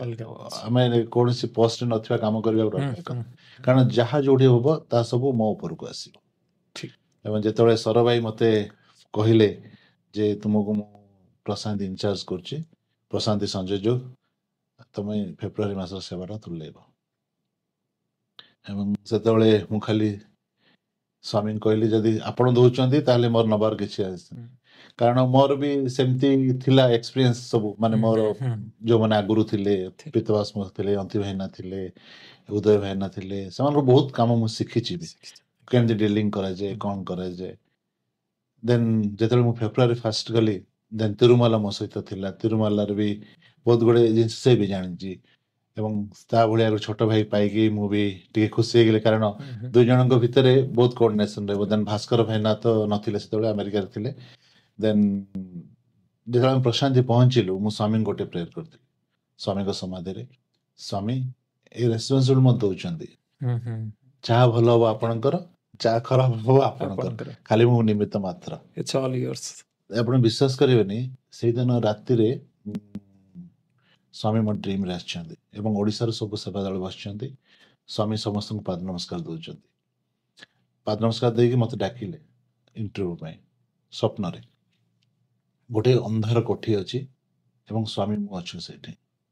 ମୋତେ ସ୍ୱାମୀ କହିଲେ ତୁ କ'ଣ ପାଇଁ ଡରୁଛୁ? କିଛି ଡରିବା ଦରକାର ନାହିଁ, ମୁଁ ତୋ ସହିତ ଅଛି, ତୁ କାମ କର, ସବୁ ଭଲ ହବ। ଏବଂ ମୁଁ ଯେତେବେଳେ ସକାଳୁ ଉଠିକି ତିରୁମଲାକୁ ବି କହିଲି ଯେ ସ୍ୱାମୀ ଆମକୁ ଏତେ ସାହସ ଦଉଛନ୍ତି, ତାହେଲେ ତାଙ୍କ କାମ କରିବା ପାଇଁ ଆମକୁ କୌଣସି ଦ୍ୱିଧା ଦରକାର ନାହିଁ। ମାନେ ସେଇ ବର୍ଷର ପ୍ରଥମ ସେବାଟା ବି ବହୁତ ସୁନ୍ଦର ଭାବରେ ହେଇଥିଲା ଏବଂ ସ୍ୱାମୀ ତାହା କରିଥିଲେ। ଆମେ କିଛି ନାହିଁ, ସେ ଯାହା କରୁଛନ୍ତି ସେ ହିଁ କରୁଛନ୍ତି ଏବଂ ଯୋଉଠି ଭୁଲ ଭଟକା ଅଛନ୍ତି ସେ ବୁଝେଇ ଦଉଛନ୍ତି ଯେ ଏଇ ତରିକାରେ ଏଇ ଟାଇପର କର। ସେଇଥିପାଇଁ ସ୍ୱାମୀ ଯଦି ଆମ ସହିତ ଅଛନ୍ତି ତାହେଲେ କିଛି ଡରିବାର ନାହିଁ। With Swami, With Swami we are hero. yes, with Swami we are, without Swami we are zero. True. ପୁରା ସତ କଥା। ଆଉ ଆମ୍ବ ଦଳାର କିଛି ସ୍ପେଶାଲ କିଛି ଏକ୍ସପିରିଏନ୍ସ? ଆମ୍ବ ଦଳାରେ ବହୁତ ଏକ୍ସପିରିଏନ୍ସ ଅଛି। ମାନେ ଯେତେବେଳେ ମୁଁ ଆମ୍ବ ଦଳାରେ କରୁଣାଳୟ ଆପଣ ଜାଣିଥିବେ, ହଁ, କରୁଣାଳୟ ଗୋଟେ ବିଲ୍ଡିଂଟା ତିଆରି ହେଇଥିଲା, ବର୍ତ୍ତମାନ ଯୋଉ ସ୍କିଲ୍ ଡେଭଲପମେଣ୍ଟ ସେଣ୍ଟର ଅଛି। ଆମେ ଭାବୁଥିଲୁ ସେଟା ଗୋଟେ ଅନାଥ ଆଶ୍ରମ ଏବଂ ସ୍କୁଲ ଗୋଟେ କରିବୁ ବୋଲି, ସ୍ୱାମୀଙ୍କ ଯାହା ନିର୍ଦ୍ଦେଶ। ଦେନ୍ ଯେତେବେଳେ ଗୋଟେ ଦିନରେ ମୁଁ ଶୋଇଛି, ସ୍ୱାମୀ ମୋ ଡ୍ରିମ୍ରେ ଆସୁଛନ୍ତି ଏବଂ ସେଇ ପର୍ଟିକୁଲାରଲି ସେଇ ବିଲ୍ଡିଂରେ ଚାଲୁଛନ୍ତି। ସେ ତାଙ୍କ ପାଦରେ ଗୋଟେ କଣ୍ଟା ପଶିଯାଇଛି। ମୁଁ ଯେ ସ୍ୱାମୀ ବୋଲି ବହୁତ ଚିଲେଇକି ଉଠିଗଲି ଏବଂ ମା କହିଲା କ'ଣ ହେଲା? ନାଇଁ କିଛି ହେଇନି। କାରଣ ଆମ ଘର ଏଯାଏ ବି ସ୍ୱାମୀଙ୍କୁ କେହି ବିଶ୍ୱାସ କରନ୍ତିନି। ସ୍ୱାମୀ ମାନେ ସ୍ୱାମୀ, ବାସ୍ ସେତିକି। ଏପର୍ଯ୍ୟନ୍ତ ବି କାହାର ବିଶ୍ୱାସ ନାହିଁ ଯେ ସ୍ୱାମୀ ହଉଛନ୍ତି ଗୋଟେ ଭଗବାନ। ମା କିନ୍ତୁ ଫୁଲ ଦିଏ, ଇଏ ଦିଏ, ପୂଜା କରେ, ପ୍ରସାଦ ଲଗାଇ ସବୁ କରେ। କିନ୍ତୁ ମା ଯେତେବେଳେ ମୁଁ ଫାର୍ଷ୍ଟ ଟାଇମ୍ ନେଇକି ଗଲି, ସେ ସେତେବେଳେ ରିୟଲାଇଜ୍ କଲା ଯେ ଇଏ ହେଉଛନ୍ତି ଭଗବାନ। ଗତ ବର୍ଷ ହିଁ ନେଇକି ଯାଇଥିଲି ଏବଂ ଯେହେତୁ ମୁଁ ଚିତ୍କାର କରିକି ଉଠି ପଡ଼ିଲି, ସେତେବେଳେ ମା ପଚାରୁଛି କ'ଣ ହେଲା? ମୁଁ ମା କିଛି କହିନି ଏବଂ ସାଙ୍ଗେ ସାଙ୍ଗେ ମୋହନ ଭାଇନା ଯେଉଁ ଆମ୍ବାଦଳ ଅଛି ତାଙ୍କୁ ଫୋନ୍ କରି କହିଲି ସ୍ୱାମୀଙ୍କୁ ଦେଖିଲି ଭାଇନା, ସ୍ୱାମୀ ସେଠି ବୁଲୁଛନ୍ତି ଏବଂ ତାଙ୍କ ପାଦରେ ଗୋଟେ କଣ୍ଟା ପଶିଯାଇଛି। ଦେନ୍ ତା ପରଦିନ ଗୋଟେ ଲୋକ ଆସିଛି ସେଠି ଆମ୍ବାଦଳ ଏବଂ ସେ କହୁଛି ଏଇ ବିଲ୍ଡିଂଟା ମୁଁ ବନେଇବି। ଭାଇ ଆପଣ ଯେଉଁ ସ୍ୱପ୍ନ ଦେଖିଲେ, ପୁଣି ପାଦରେ କଣ୍ଟା ଲାଗିବ, ଆପଣ ଉଠି ପଡ଼ିଲେ, ପୁଣି ନେକ୍ସଟ ଡେ ଜଣେ ଆସିକି କହୁଛନ୍ତି ଏ ବିଲ୍ଡିଂଟା ମୁଁ ତିଆରି କରିବି, କରୁଣାଳୟ। ଭାଇ ଟିକେ ମନ ଭିତରେ ଡାଉଟ୍ ରହୁଛି, ବୁଝିପାରୁନି, ଟିକେ ସେ ବିଷୟରେ ଟିକେ ଆଉ ଟିକେ କ୍ଲାରିଟି ଦିଅନ୍ତୁ। ଆପଣମାନେ ଜାଣିଥିବେ ଯେ ସାଇ କରୁଣାଳୟ ଆମ୍ବାଦଳାରେ ଅଛି। ଆଜ୍ଞା, ଗୋଟେ 4 ଏକର ଲ୍ୟାଣ୍ଡ ଅଛି ସେଇଠି ଏବଂ ସେଇଠି ଗୋଟେ ପିଲାଙ୍କ ପାଇଁ ଗୋଟେ ବିଲ୍ଡିଂ ତିଆରି ହେଉଥିଲା, ମାନେ ପିଲାମାନେ ସେଠି ରହିବେ। ଦେନ୍ ସ୍ୱାମୀଙ୍କର ଇନଷ୍ଟ୍ରକ୍ସନ ହିଁ ସେଇଟା ହେଇଥିଲା, ଯେଉଁ ସେ ଜାଗାଟା। ଆପଣମାନେ ଜାଣିଛନ୍ତି ଯେ ସାଇ କରୁଣାଳୟ ହିଁ ନାହିଁ, ସେଇଠି ଗୋଟେ ଗୋଶାଳା ବି ଅଛି, ଗୋକୁଳମ୍। ଦେନ୍ ୱାଟର ପ୍ରୋଜେକ୍ଟ ବି ଅଛି। ଦେନ୍ ସେଇଟା ଗୋଟେ ଏତେ ସୁନ୍ଦର ପରିବେଶ ହେଇଛି, ସାଇଡରେ ଚିତ୍ରାବତୀ ବି ଅଛି ଆପଣ ଥରେ ଗଲେ ଦେଖିଲେ ଜାଣିବେ ଯେ ତାର ପରିବେଶ କ'ଣ ଏବଂ ସ୍ୱାମୀଙ୍କର ଉପଲବ୍ଧି ଆପଣ ସେଠି ପାଇବେ, ଅନୁଭବ ନିଶ୍ଚୟ ରୂପେ ପାଇବେ। ଏବଂ ଯେଉଁ ବିଲ୍ଡିଂ କଥା ମୁଁ ଆପଣଙ୍କୁ କହୁଥିଲି ସେଇଟା ହଉଥିଲା ଗୋଟେ ଆମର ଯୋଉ ଅର୍ଫନାଇଜ ଥିଲା ସେ ପିଲାଙ୍କ ପାଇଁ ଗୋଟେ ବିଲ୍ଡିଂ ତିଆରି ହଉଥିଲା ସେଠି, ପିଲାମାନେ ସେଠି ରହିବେ। କରୁଣାଳୟଟା ହଉଛି ଆମର ଅର୍ଫନାଇଜଟା। ଦେନ୍ ସରକାରଙ୍କର ବହୁତ କଟକଣା ଯୋଗେ ଆମେ ତାକୁ ବନ୍ଦ କରିଦେଲୁ, କିନ୍ତୁ ଯୋଉ ପିଲାମାନେ ଅଛନ୍ତି ସେମାନେ ଏପର୍ଯ୍ୟନ୍ତ ବି ପାଠ ପଢୁଛନ୍ତି ଏବଂ ସେମାନଙ୍କ ଦାୟିତ୍ୱ ବି ଆମେ ନେଇଛୁ। ଦେନ୍ ଯୋଉ ବିଲ୍ଡିଂ କଥା କହୁଥିଲି ଆପଣଙ୍କୁ, ଜଣେ ବ୍ୟକ୍ତି ସେ ଜାଣିନାହାନ୍ତି ଯେ ସାଇ କରୁଣାଳୟ ଅଛି କ'ଣ ଅଛି କି ଜାଣିନାହାନ୍ତି, ସେ ଜଣଙ୍କୁ ପଚାରିକି ଆସିଛନ୍ତି ଏବଂ ସେ କହିଛନ୍ତି ଯେ ଏ ଯୋଉ ବିଲ୍ଡିଂ ଯୋଉ ହେଇପାରୁନାହିଁ ଆର କଷ୍ଟ କେତେ ହବ, ପ୍ରାୟ ଏଷ୍ଟିମେଟ୍ ହେଲା 11 lakhs ଏବଂ ସେ କହିଲେ ଯେ ମୁଁ ଏଇଟା ବନେଇଦେବି ଏବଂ ସେ ବନେଇଦେଲେ। ଏବଂ ତା ବାଦେ ବି ଆମର ସତ୍ୟସାଇ ସଂଗଠନର ବି ବହୁତ ଭାଇମାନେ ଯେଉଁମାନେ ବି ସାହାଯ୍ୟ କରିଛନ୍ତି ତା ପ୍ରତି ଏବଂ ସେ ଇଏରେ ବିଲ୍ଡିଂଟା ବନା ହେଇଯାଇଛି। କରୁଣାଳୟର ବହୁତ ଷ୍ଟୋରି ଅଛି। ସ୍ୱାମୀଙ୍କର ମହାସମାଧି ପରେ ସେଠି ଯୋଉ କେୟାର ଟେକର ଅଛନ୍ତି ସେ ହେଉଛନ୍ତି ଆସ୍ଥା ଭଉଣୀ। ସେ ଆକ୍ଚୁଆଲି ତାଙ୍କ ନୂଆପଡ଼ା ଏବଂ ସେ ଯେତେବେଳେ ଜାଣିଲେ ଯେ ସାଇ କରୁଣାଳୟ କେମିତି କେୟାର ଟେକର ଦରକାର ସେ ଆସିଥିଲେ ଏବଂ ସେଇଠି ଆମର ଗୋଟେ ଗୋଲ ଚକ୍କର ଅଛି। ଗୋଲ ଚକ୍କର ମାନେ ଗୋଟେ ରାଉଣ୍ଡ ହେଇକି ଅଛି, ସେଇଠୁ ରାସ୍ତା ଅଛି ଯିବା ପାଇଁ। ଆମେ ମାନେ ସେଇ ବର୍ଷ ପିଲାଙ୍କ ଡ୍ରାମା ଥାଏ, ଆମେ ଚାଲି ଆସିଥାଉ ପ୍ରଶାନ୍ତ ନିଲୟ ଏବଂ ସେ ପ୍ରେଗନେଣ୍ଟ ଥାନ୍ତି। ଆମେ ସବୁ ଚାଲି ଆସିଲୁ, ମାନେ ଆମ୍ବାଦଳାର କେହି ବି ନାହୁଁ, ଖାଲି ସେ ୱାଇଫ୍ ହଜବେଣ୍ଡ ପିଲାକୁ ଛାଡ଼ିକି ଆଉ କେହି ବି ନାହାନ୍ତି, ସମସ୍ତେ ପଳେଇ ଆସିଛୁ ପ୍ରଶାନ୍ତ ନିଲୟମ ସ୍ୱାମୀଙ୍କର ଡ୍ରାମା ଥିଲା। ଏବଂ ସେଇ ବର୍ଷ ତାଙ୍କର ଡେଲିଭରି ଥିଲା, ସେଇ ମାସଟା ଯୋଉ ଆମେ ଆସିଲୁ ଡିସେମ୍ବର ମାସରେ ଆମେ ଆସିଥିଲୁ। ବହୁତ ଶୀତ ହଉଥାଏ, ରାତି 12ଟା ହେଇଛି। ସ୍ୱାମୀ 2011 ମସିହା ଏଇଟା ସ୍ୱାମୀଙ୍କ ମହାସମାଧି ପରେ ସ୍ୱାମୀ ଯାଇକି ତା ଘରେ କବାଟ ମାରୁଛନ୍ତି, ଆସ୍ତା ଆସ୍ତା ବୋଲି ତାକୁ ଡାକୁଛନ୍ତି ସ୍ୱାମୀ। ଏତେ ରାତିରେ 12ଟାରେ କିଏ ଡାକୁଛି? ଆମ ସେ କରୁଣାଳୟରେ ସ୍ୱାମୀଙ୍କ ଗୋଟେ ରୁମ୍ ଥାଏ, ମାନେ ପୁରୁଣା, ଏବେ ନୂଆ ବିଲ୍ଡିଂ ନାଇଁ ପୁରୁଣା ବିଲ୍ଡିଂ କଥା କହୁଛି, ପୁରୁଣା ବିଲ୍ଡିଂ ସେଠି ସେମାନେ ରହୁଥିଲେ ସାଇଡରେ, ତା ସାଇଡରେ ସ୍ୱାମୀଙ୍କ ରୁମ୍ ଥିଲା। କିଏ ଡାକିଲା ରାତି 12ଟାରେ, ସେ ଲେଡିଟା ଯେତେବେଳେ ଖୋଲି ଦଉଛି ସ୍ୱାମୀ ଠିଆ ହେଇଛନ୍ତି ଏବଂ ତାକୁ ଡାକୁଛନ୍ତି ଆ କହି, ସେଠି ଚାବି ପଡିଛି କିନ୍ତୁ କବାଟ ଖୋଲା ଅଛି। ସ୍ୱାମୀଙ୍କ ସେ ଚେୟାରରେ ବସିଛନ୍ତି ଏବଂ ସ୍ୱାମୀ ତା ହାତକୁ ଧରିଛନ୍ତି, ତୁ ଚିନ୍ତା କରନି ଆଉ ମୁଁ ଅଛି ତୋ ସହିତ। ତା ହାତ ଯେତେବେଳେ ଧରିଛନ୍ତି ସ୍ୱାମୀ, ସେ ପୁରା ଗୋଟେ ଶକ୍ ଅନୁଭବ କରୁଛି ଏବଂ ସ୍ୱାମୀ କହୁଛନ୍ତି ମୋ ପାଦ ନମସ୍କାର ନାହିଁ। ସ୍ୱାମୀଙ୍କ ଯେତେବେଳେ ସେ ପାଦ ଛୁଇଁଛି ସେ କହୁଥିଲା ମାନେ ଆଇସ୍ ଭଳିଆ ଥଣ୍ଡା ଅଛି ସ୍ୱାମୀଙ୍କ ପାଦ। ତାହେଲେ ମୁଁ ଯାଉଛି ଏଥର କହିକି ସେ ଯାଉଛନ୍ତି ସେ ଗୋଲ ଚକ୍ର ପର୍ଯ୍ୟନ୍ତ। ସେତେବେଳେ ତା ମୁଣ୍ଡରେ ଷ୍ଟ୍ରାଇକ୍ ହେଇଛି ଯେ ମୋ ହଜବେଣ୍ଡ ସ୍ୱାମୀଙ୍କୁ ଦେଖିପାରୁନି। ସେ ଦୌଡ଼ିକି ପଳେଇ ଆସିଛି ତା ହଜବେଣ୍ଡ ଡାକିବ ସ୍ୱାମୀଙ୍କୁ ଦେଖିବା ପାଇଁ ଏବଂ ସେ ଯେତେବେଳେ ହଜବେଣ୍ଡ ଡାକିବାକୁ ଆସିଛି ସ୍ୱାମୀ ଆଉ ନାହାନ୍ତି, ସେଠୁ ପଳେଇଛନ୍ତି ଏବଂ ତାପରେ ତାର ଗୋଟେ ପୁଅଟି ହେଇଛି। ଆଉ ଗୋଟେ ଜିନିଷ ହେଲା ଯେ ସ୍ୱାମୀଙ୍କ ଯୋଉଠି ଭଜନ ହୁଏ ସ୍ୱାମୀଙ୍କର ପାଦୁକା ଅଛି, ରୂପା ପାଦୁକା ଅଛି ଏବଂ ସ୍ୱାମୀ ବି ତାକୁ ବ୍ଲେସ୍ କରିଥିଲେ। ସେ ପାଦୁକା ଯାଏ ସମସ୍ତଙ୍କ ଘରକୁ। ଯେତେବେଳେ ମନୋଜ ପାତ୍ର ବୋଲି ଜଣେ ଭାଇ ଅଛନ୍ତି ଆମର ଡିଭୋଟି, ତାଙ୍କ ଘରେ ଭଜନ ହଉଥାଏ, ସେ ସମୟରେ ପାଦୁକା ଯାଇଥାଏ ତାଙ୍କ ଘରକୁ।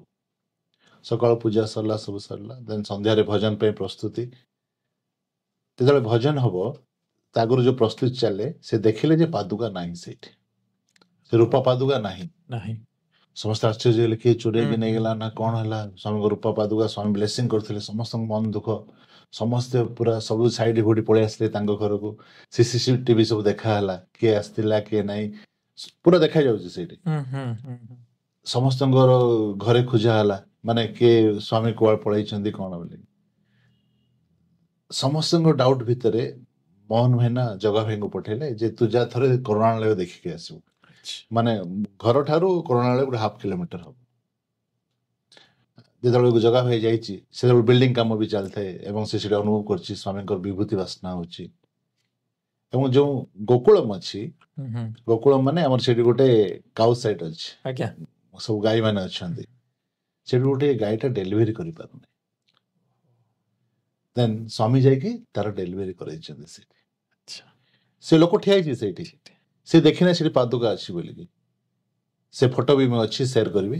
ଦେନ୍ ଯେତେବେଳେ ସେ ବୁଲୁଛି ଏବଂ ଜଗା ଭାଇ ଯାଇ ପହଞ୍ଚିଛନ୍ତି, ସେ ଦେଖୁଛନ୍ତି ଗୋଟେ ପୁରା ବିଭୂତି ସ୍ମେଲ୍ ହେଇଯାଉଛି ଏବଂ ସ୍ୱାମୀଙ୍କ ପାଦୁକା ଦିଟା ସେଇଠି ଅଛି, ସେଇଠି ରୂପାର ପାଦୁକା ଦିଟା। ରୂପାର ପାଦୁକା ଦିଟା ମାନେ ହାଉ ସ୍ୱାମୀ କେୟାରିଂ, ହଁ ଖାଲି ମଣିଷ ନୁହଁ ପଶୁ ସମସ୍ତଙ୍କ ପ୍ରତି ତାଙ୍କର ମାନେ ଅନାବଳ ସ୍ନେହ ଅଛି। ନା ଯେତେବେଳେ ଯୋଉ ଡ୍ରାମାଟା ହେଇଥିଲା ହଁ, ହଁ। ସ୍ୱାମୀ ବି ପଚାରିଥିଲେ, ଯେତେବେଳେ ଡ୍ରାମା ସରିଗଲା ସ୍ୱାମୀ ପଚାରିଲେ ଯେ ମୁଁ କହିଥିଲି ସ୍ୱାମୀଙ୍କୁ, ସ୍ୱାମୀ ଏଇଟା ରିଏଲ ଷ୍ଟୋରି ଉପରେ ଡ୍ରାମା ହେଇଛି, ହୁଁ, ହୁଁ, ହୁଁ। ଏଇଟା ସେମିତି କିଛି ଲେଖା ହେଇନି, ରିଏଲ ଷ୍ଟୋରି ସ୍ୱାମୀ ବେଲାକୁ ଚାଲ ମାଞ୍ଚିଦି ବୋଲି, ବହୁତ ଭଲ କଥା ବୋଲି। ଏବଂ ସେ ଡ୍ରାମା ଭିତରେ ସ୍ୱାମୀ ପଚାରିଲେ ତମେ କେତେ ପିଲାଙ୍କୁ ନେବାକୁ ଚାହୁଁଛ, କରୋନା ଯୋଉ ତାର ହଁ, ଉଦ୍ଦେଶ୍ୟ ଥିଲା। ଉଦ୍ଦେଶ୍ୟ ଥିଲା।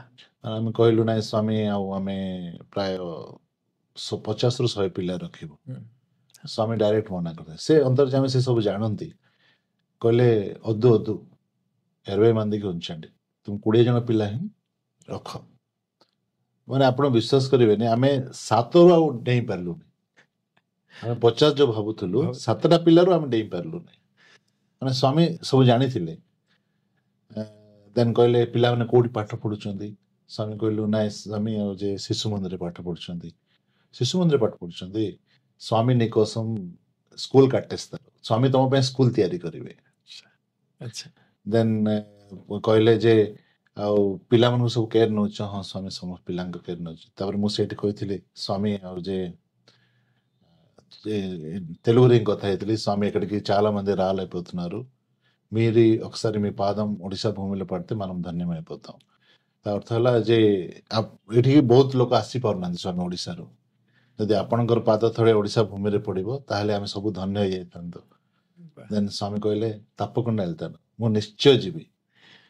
ଏବଂ ତାପରେ ସ୍ୱାମୀ ସମସ୍ତଙ୍କୁ ପାଦ ନମସ୍କାର ଦେଇଥିଲେ, ସେ ଭିଡ଼ିଓ ବି ଅଛି, ଆପଣ ଦେଖିପାରିବେ। ସ୍ୱାମୀ ପାଦ ନମସ୍କାର ଦେଇଥିଲେ ଏବଂ ସମସ୍ତଙ୍କୁ ଆଶୀର୍ବାଦ କରିଥିଲେ ଏବଂ ପଠେଇଥିଲେ। ଏଇଟା ହଉଛି କରୁଣାଳୟର ଷ୍ଟୋରି। କରୁଣାଳୟର ଏତେ ଗୋଟେ ଡିଭାଇନ ହିଷ୍ଟ୍ରି ଅଛି, ବହୁତ ଡିଭାଇନ ହିଷ୍ଟ୍ରି ଅଛି, ବହୁତ ଜିନିଷ ଅଛି। ଦେନ୍ ଆପଣଙ୍କୁ ବହୁତ ସମୟ ବି ଲାଗିବ। ମାନେ ସ୍ୱାମୀଙ୍କର ତେରି ମହିମା ଲିଖା ନା ଯାଏ, ତେରି ମହିମା କାହା ନା ଯାଏ, ତେରି ଚରଣ କମଲ ମେ ଯୋଡ, ମୁଝେ ଚରଣ କମଲ ଯୋଡ, ସେଇଟା ହିଁ ସ୍ୱାମୀଙ୍କର ଏକ୍ସପିରିଏନ୍ସ। ସ୍ୱାମୀ ନିଜେ କୋଉଠି କେତେ ଲମ୍ବା ହବ, କଣ ହବ, କାହାକୁ କେତେ, ଅଲ୍ ଆର୍ ପ୍ରିଫିକ୍ସ, ସିଏ ଜାଣନ୍ତି ସବୁ କିଛି। ଏବଂ ମିରାକିଲ୍ ବି ତାଙ୍କ ହିସାବରେ କରନ୍ତି, କାହାକୁ ମିରାକିଲ୍ ଟିକେରେ, କାହାକୁ ଗୋଟେ ଦୃଷ୍ଟିରେ, କାହାକୁ ବିଭିନ୍ନ ପ୍ରକାର ସିଏ ଦିଅନ୍ତି। କରୁଣାଳୟର ଏତେ ବଢ଼ିଆ, ଏତେ ସାରା ମାନେ ସୁନ୍ଦର ଅନୁଭୂତି ମୁଁ ବି ମାନେ ଜାଣିନଥିଲି, ମୋତେ ବି ଜାଣିବାକୁ ମିଳିଲା। ଭାଇ ଆପଣ ଅନୁମାନ 70 ଥର ମୁଁ ଯାହା କଥାବାର୍ତ୍ତା ହେଲେ ପ୍ରଶାନ୍ତ ସେବାରେ ଯାଇଛନ୍ତି, ସବୁଥର ପୁରା ସୁରୁଖୁରୁରେ ଆପଣଙ୍କର ସେବା ହେଇଯାଏ? ମାନେ ଆପଣ ଯାଇକି ସେବା କରିକି ପଳେଇ ଆସନ୍ତି ନା କେବେ କିଛି ଅସୁବିଧା ଅବଷ୍ଟାକଲ କେବେ ଆସେ? ଆସିଛି, ଅବଷ୍ଟାକଲ ଆସିଛି। ଆଜ୍ଞା। 2000 ମସିହା ସ୍ୱାମୀଙ୍କର ସେଇଥର ଲିଙ୍ଗୋଦ୍ଭବ ହବ। ଆଚ୍ଛା। ଫେବୃଆରୀ ମାସର ସେବା, ଶିବରାତ୍ରି ବି ପଡ଼ିଥାଏ ସେଇଥର। ଦେନ୍ ମୋ ଛୋଟ ଭଉଣୀର ବାହାଘର ଥାଏ। ଆଚ୍ଛା।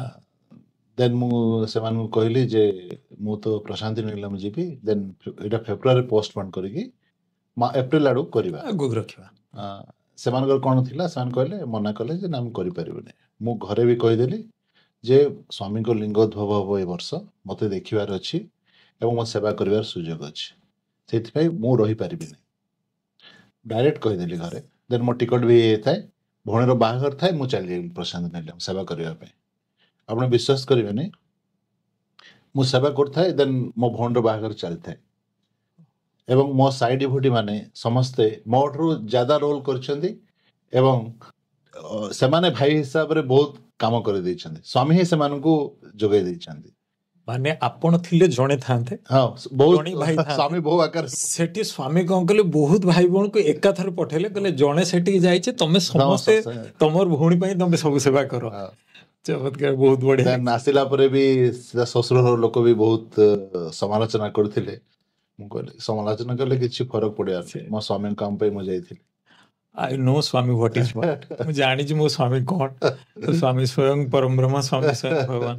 ଆଉ ସେଇ ଜିନିଷଟା ସେଇ ସମୟ ପାଇଁ ଲାଗେ, କିନ୍ତୁ ପରେ ଯେତେବେଳେ ଆମେ ଭାବିବା କିନ୍ତୁ ସେ ତ ମିଳିଥାନ୍ତା, କିନ୍ତୁ ଏଇ ସୁଯୋଗ ଆଉ ମିଳି ପାରିନଥାନ୍ତା। ଆଜି ପର୍ଯ୍ୟନ୍ତ ବି ସେମାନେ କହୁଛନ୍ତି ଯେ ଇଏ ତ ଭଉଣୀର ବାହାଘର ନଥିଲେ। ଭାଇ ଆଉ ଗୋଟେ ଜିନିଷ ଏବେ ଆସୁଛି ମନ ଭିତରକୁ ଆସୁଛି, ଆପଣ ଏମିତି କିଛି ଗୋଟେ ସ୍ୱାମୀଙ୍କ ସହିତ ଅନ୍ତରଙ୍ଗ ମୁହୂର୍ତ୍ତ କୁହନ୍ତୁ ଯୋଉଟା ଆପଣଙ୍କର ଅନୁଭୂତି ଅଛି ଯୋଉଟା ଆପଣ କେବେ ଭୁଲି ପାରିବେନି। ବହୁତ ମାନେ ମୋ ଜୀବନର ସେଇଟା ଗୋଟେ ତାଙ୍କର ଆଶୀର୍ବାଦ ଛଡା ଆଉ କିଛି ନୁହଁ। ଆଚ୍ଛା। 1992 ମସିହା ମୁଁ ସେତେବେଳେ କୋରାପୁଟ ଆମକୁ ଟ୍ରାନ୍ସଫର ହେଇଥାଏ, ନବରଙ୍ଗପୁର ଆମେ କୋରାପୁଟ ଚାଲି ଆସିଥିଲୁ ସେ ସମୟରେ। ଏବଂ ଆମର ଯେଉଁ ସେବାଦଳ କୋଅର୍ଡିନେଟର ଥିଲେ ସେ ହେଉଛନ୍ତି SCS ରୟ। ସେ ମାନେ ଏତେ ଡେଡିକେଟ୍ ସେବା କରନ୍ତି, ମାନେ ଆପଣ ଦେଖିଲେ ଆଶ୍ଚର୍ଯ୍ୟ ହେଇଯିବେ। ଦେନ୍ ଆମର ମେଡିକାଲ ସେବା ପଡ଼ିଥାଏ ଏବଂ ଆମେ ମେଡିକାଲ ଯାଇଥାଉ ସେବା କରିବା ପାଇଁ। ଭାଇଙ୍କ ସହିତ ମୁଁ ଯାଇଥାଏ। ଯେତେବେଳେ ଭାଇ କହିଲେ ଚାଲ ତୁ ମୁଁ ଟିଭି ୱାର୍ଡ ସଫା କରିବା, ଟିଭି ସେତେବେଳକୁ ଗ୍ଲୋଭ୍ସ ମାସ୍କ ଏସବୁ କିଛି କିଛି ନଥାଏ, ନଥିଲା। କିଛି ନଥିଲା।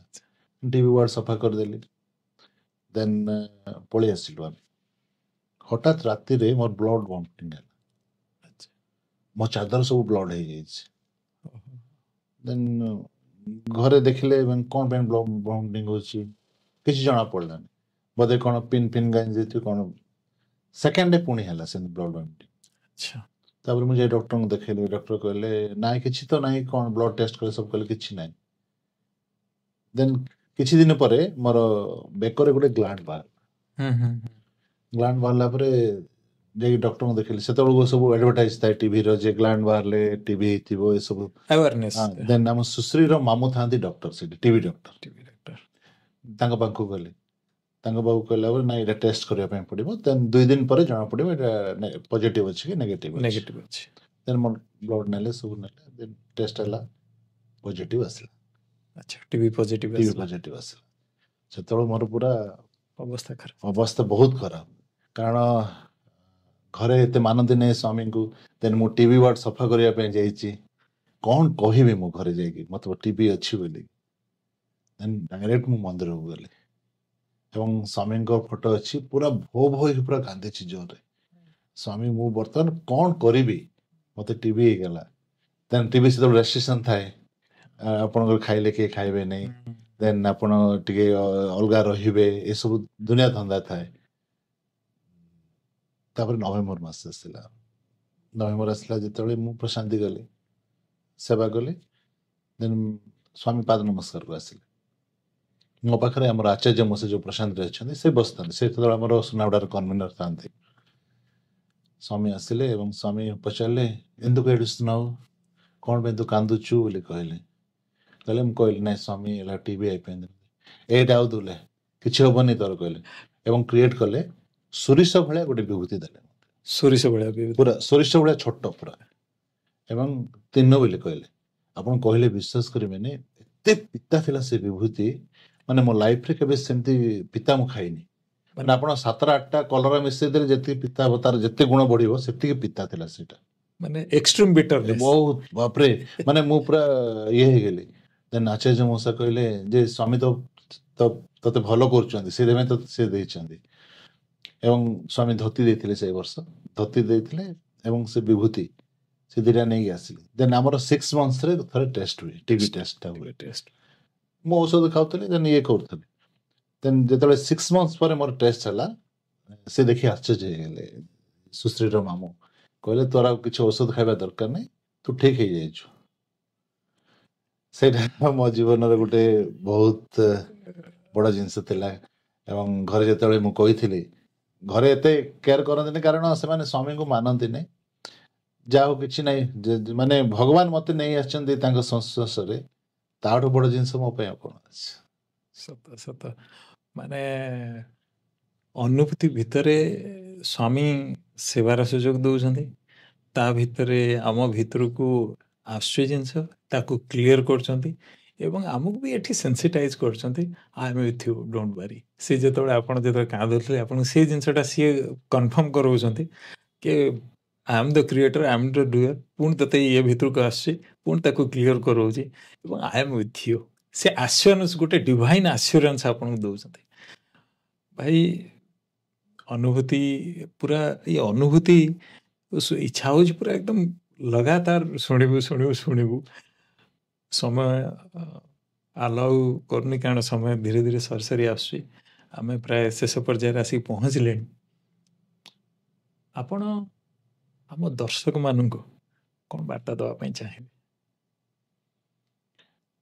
ମୁଁ ଡେଫିନେଟଲି କହିବି ଯେ ବର୍ତ୍ତମାନ ଯେଉଁ ପିଢ଼ି ଅଛନ୍ତି ଯୁବପିଢ଼ି ଖାସ ସେମାନଙ୍କୁ ଗୋଟେ ବାର୍ତ୍ତା ଦେବା ପାଇଁ ଚାହିଁବି ଏବଂ ଯେଉଁମାନେ ନୂଆ ନ୍ୟୁ ଡିଭୋଟି ଅଛନ୍ତି ସେମାନଙ୍କୁ ବି ବାର୍ତ୍ତା ଦେବା ପାଇଁ ଚାହିଁବି। ଯୁବଗୋଷ୍ଠୀ ପାଇଁ ମୋ ବାର୍ତ୍ତା ରହିବ ଯେ ବହୁତ ଗୁଡ଼େ ଜିନିଷ ଆପଣମାନେ ଶିଖିପାରିବେ ପ୍ରଶାନ୍ତ ନିଲମ ଯାଇକି ଖାସ ଆମେ ଏଇଠି ବି କରୁଛେ କିନ୍ତୁ ସେଇଠିର ଯେଉଁ ପରିବେଶ ସେଇଠିର ଯେଉଁ ଟାଇମିଂ ସେଇଠିର ଯେଉଁ ନିୟମ ସବୁ ଅଛି ତା ଦ୍ୱାରା ବହୁତ ଜିନିଷ ଶିଖିବା ପାଇଁ ଅଛି ଆମକୁ ପ୍ରକୃତରେ। କାରଣ ଆମେ ଭାବୁଥିବା ଆମେ ଗୋଟେ ଯୁବକ ହିସାବରେ ଆମ ଘରେ ଯାହା କରୁଛୁ ଆମର ଫ୍ୟାମିଲି ଲାଇଫରେ ଯାହା କରୁଛୁ ସେଇଟା ସବୁ ସେଇଠି ହେଇପାରିବ ନାହିଁ କାରଣ ସେଇଠି ଗୋଟେ ଟାଇମ୍ ବାଉଣ୍ଡ ଅଛି ଏବଂ କାମ କରିବାର ତରିକା ଗୋଟେ ଅଲଗା ଅଛି। ସେଇଟା ମୁଁ ଚାହିଁବି ଯେ ସବୁ ଯୁବକ ଶିଖନ୍ତୁ ତାହା କାରଣ ତାହା ଆମର ଜୀବନରେ ବହୁତ କାମ ଦେବ। ଏତେ ବର୍ଷ ଭିତରେ ବହୁତ ଗୁଡ଼େ ଜିନିଷ ମୁଁ ଶିଖିଛି କାରଣ ମୁଁ କେବେ ମୋତେ ଯେ ଗାଳି ଦେଲେ ମୁଁ କହେନି ଯେ ସେ ମୋ ଉପରେ ଗାଳି ଦେଲା କିମ୍ବା ମୁଁ ଭାବେ ଯେ ସେ ମୋତେ ଗୋଟେ ଶିଖେଇଲା ଜିନିଷ ସୁଧାରିବା ପାଇଁ ସେଇ ଜିନିଷ ନିଅନ୍ତୁ ସମସ୍ତେ ଏବଂ କାମ କରିବାର ତରିକା ଶିଖନ୍ତୁ ଏବଂ ସେମାନଙ୍କ ଲାଇଫରେ ବହୁତ ପରିବର୍ତ୍ତନ ଆସିବ। ସେ ଫ୍ୟାମିଲି ଲାଇଫ ହଉ କିମ୍ବା प्रोफेशनल ଲାଇଫ ହଉ ଯାହା ହଉ ଟାଇମ୍ ମ୍ୟାନେଜମେଣ୍ଟ ଏସବୁ ବହୁତ ଜିନିଷ ଶିଖିବାକୁ ଅଛି ସେଇଠି ସେଇଟା ଶିଖିପାରିବେ। ଏବଂ ଯେଉଁ ନ୍ୟୁ ଡିଭୋଟି ଅଛନ୍ତି ସେମାନେ ଥରେ ଯାଆନ୍ତୁ ସ୍ୱାମୀକୁ ଅନୁଭବ କରନ୍ତୁ ସେଠି ଦୀର୍ଘ 96 ବର୍ଷର ଯେଉଁ ସ୍ୱାମୀଙ୍କର ସେଇ ରେଣୁ ସେଠି ପଡ଼ିଛି। ଆମେ ବୃନ୍ଦାବନ ଗଲେ ବାଲି ନେଇ ଆସୁ ଏବେ ପର୍ଯ୍ୟନ୍ତ ବି ଆମେ ଜାଣୁ ଯେ ବୃନ୍ଦାବନ ବାଲି ନେଇ ଆସିଲା ସେମିତି ଥରେ ସେ ବାଲିକି ଥରେ ମଥା ମାରନ୍ତୁ ଏବଂ ସେମାନେ ବୁଝନ୍ତୁ ଯେ ସ୍ୱାମୀ କ'ଣ ସେଇଠି କ'ଣ କରିନଥିଲେ କ'ଣ କରିଥିଲେ। ବର୍ତ୍ତମାନ ଆମେ ସ୍ୱାମୀକୁ ଦେଖିଥିଲେ ଏବଂ ମୋ ଲାଇଫର ସବୁଠୁ ବହୁତ ଖରାପ ଜିନିଷ ଥିଲା ଯେତେବେଳେ ସ୍ୱାମୀକୁ ସମାଧି ଦିଆଗଲା।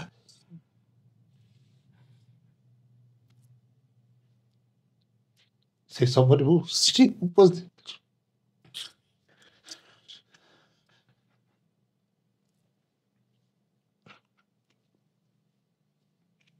ସେ ଜିନିଷ ମୁଁ ଦେଖିପାରିଛି ସେଠି ସେଇଟା ମୋ ଜୀବନର ଦୁଃଖଦାୟକ ସମୟ ଥିଲା।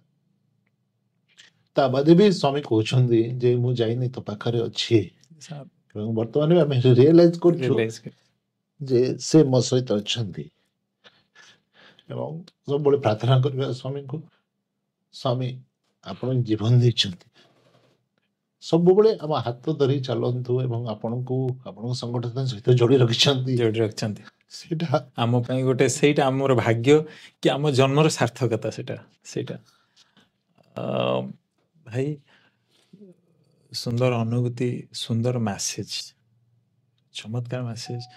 ଆଉ ଜଣେ ବାଳ ବିକାଶ ଷ୍ଟୁଡେଣ୍ଟ ଭାବରେ ବାଳ ବିକାଶ ପିଲା ଭାବରେ ଅର୍ଗାନାଇଜେସନକୁ ଆସିବା ବାଳ ବିକାଶରେ ସ୍ୱାମୀ ଆପଣଙ୍କୁ ପଥ ପ୍ରଦର୍ଶକ ଭାବରେ ଷ୍ଟେପ୍ ବାଇ ଷ୍ଟେପ୍ ପୁଣି ୟଙ୍ଗ ଏଜ୍ରେ ସେବାର ସୁଯୋଗ ଏତେ ସାରା ଅନୁଭୂତି ଆପଣଙ୍କୁ ଦେବା ସବୁ ଜିନିଷରେ ଆଇ ଏମ୍ ଡିୟର ମୁଁ ପାଖେ ଅଛି ଇଚ୍ ଆଣ୍ଡ ଏଭ୍ରି ଟାଇମ୍ ସେ ଆପଣଙ୍କୁ ରିଏଲାଇଜ୍ କରାଉଛନ୍ତି ସବୁ ଜିନିଷ କହୁଛନ୍ତି ଆପଣଙ୍କୁ ଇଣ୍ଟରଭ୍ୟୁର ମାନେ ଯାହାକୁ କୁହନ୍ତି ଦର୍ଶନ ସ୍ପର୍ଶନ ସମ୍ଭାଷଣ ମାଧ୍ୟମରେ ଆପଣଙ୍କୁ ଏକ୍ସପିରିଏନ୍ସ ମାଧ୍ୟମରେ ମଜା ଥଟ୍ଟା କରିକି ସବୁ ଜିନିଷ ନେଇକି ଯାଉଛନ୍ତି ମାନେ ଡିଭାଇନ୍ ମଦର ମାନେ କେମିତି ସବୁ ଷ୍ଟେପ୍ ବାଇ ଷ୍ଟେପ୍ ନେଉଛନ୍ତି ଆପଣଙ୍କୁ ଟେଷ୍ଟ ମଧ୍ୟ କରୁଛନ୍ତି କିନ୍ତୁ ଦରକାର କ'ଣ କିନ୍ତୁ ସେ ଟେଷ୍ଟରେ ବି ଆପଣ ଦେଖନ୍ତୁ ଆପଣ କ'ଣ ମୋତେ ପ୍ୟାଣ୍ଟ ସାର୍ଟ ଦରକାର ସେବା କରିବି ତାପରେ ମୋତେ ଅଙ୍ଗୀ ଦରକାର ମୋତେ ଏ ଜିନିଷ ଦରକାର କିଛି ଆପଣ ମାଗୁନାହାନ୍ତି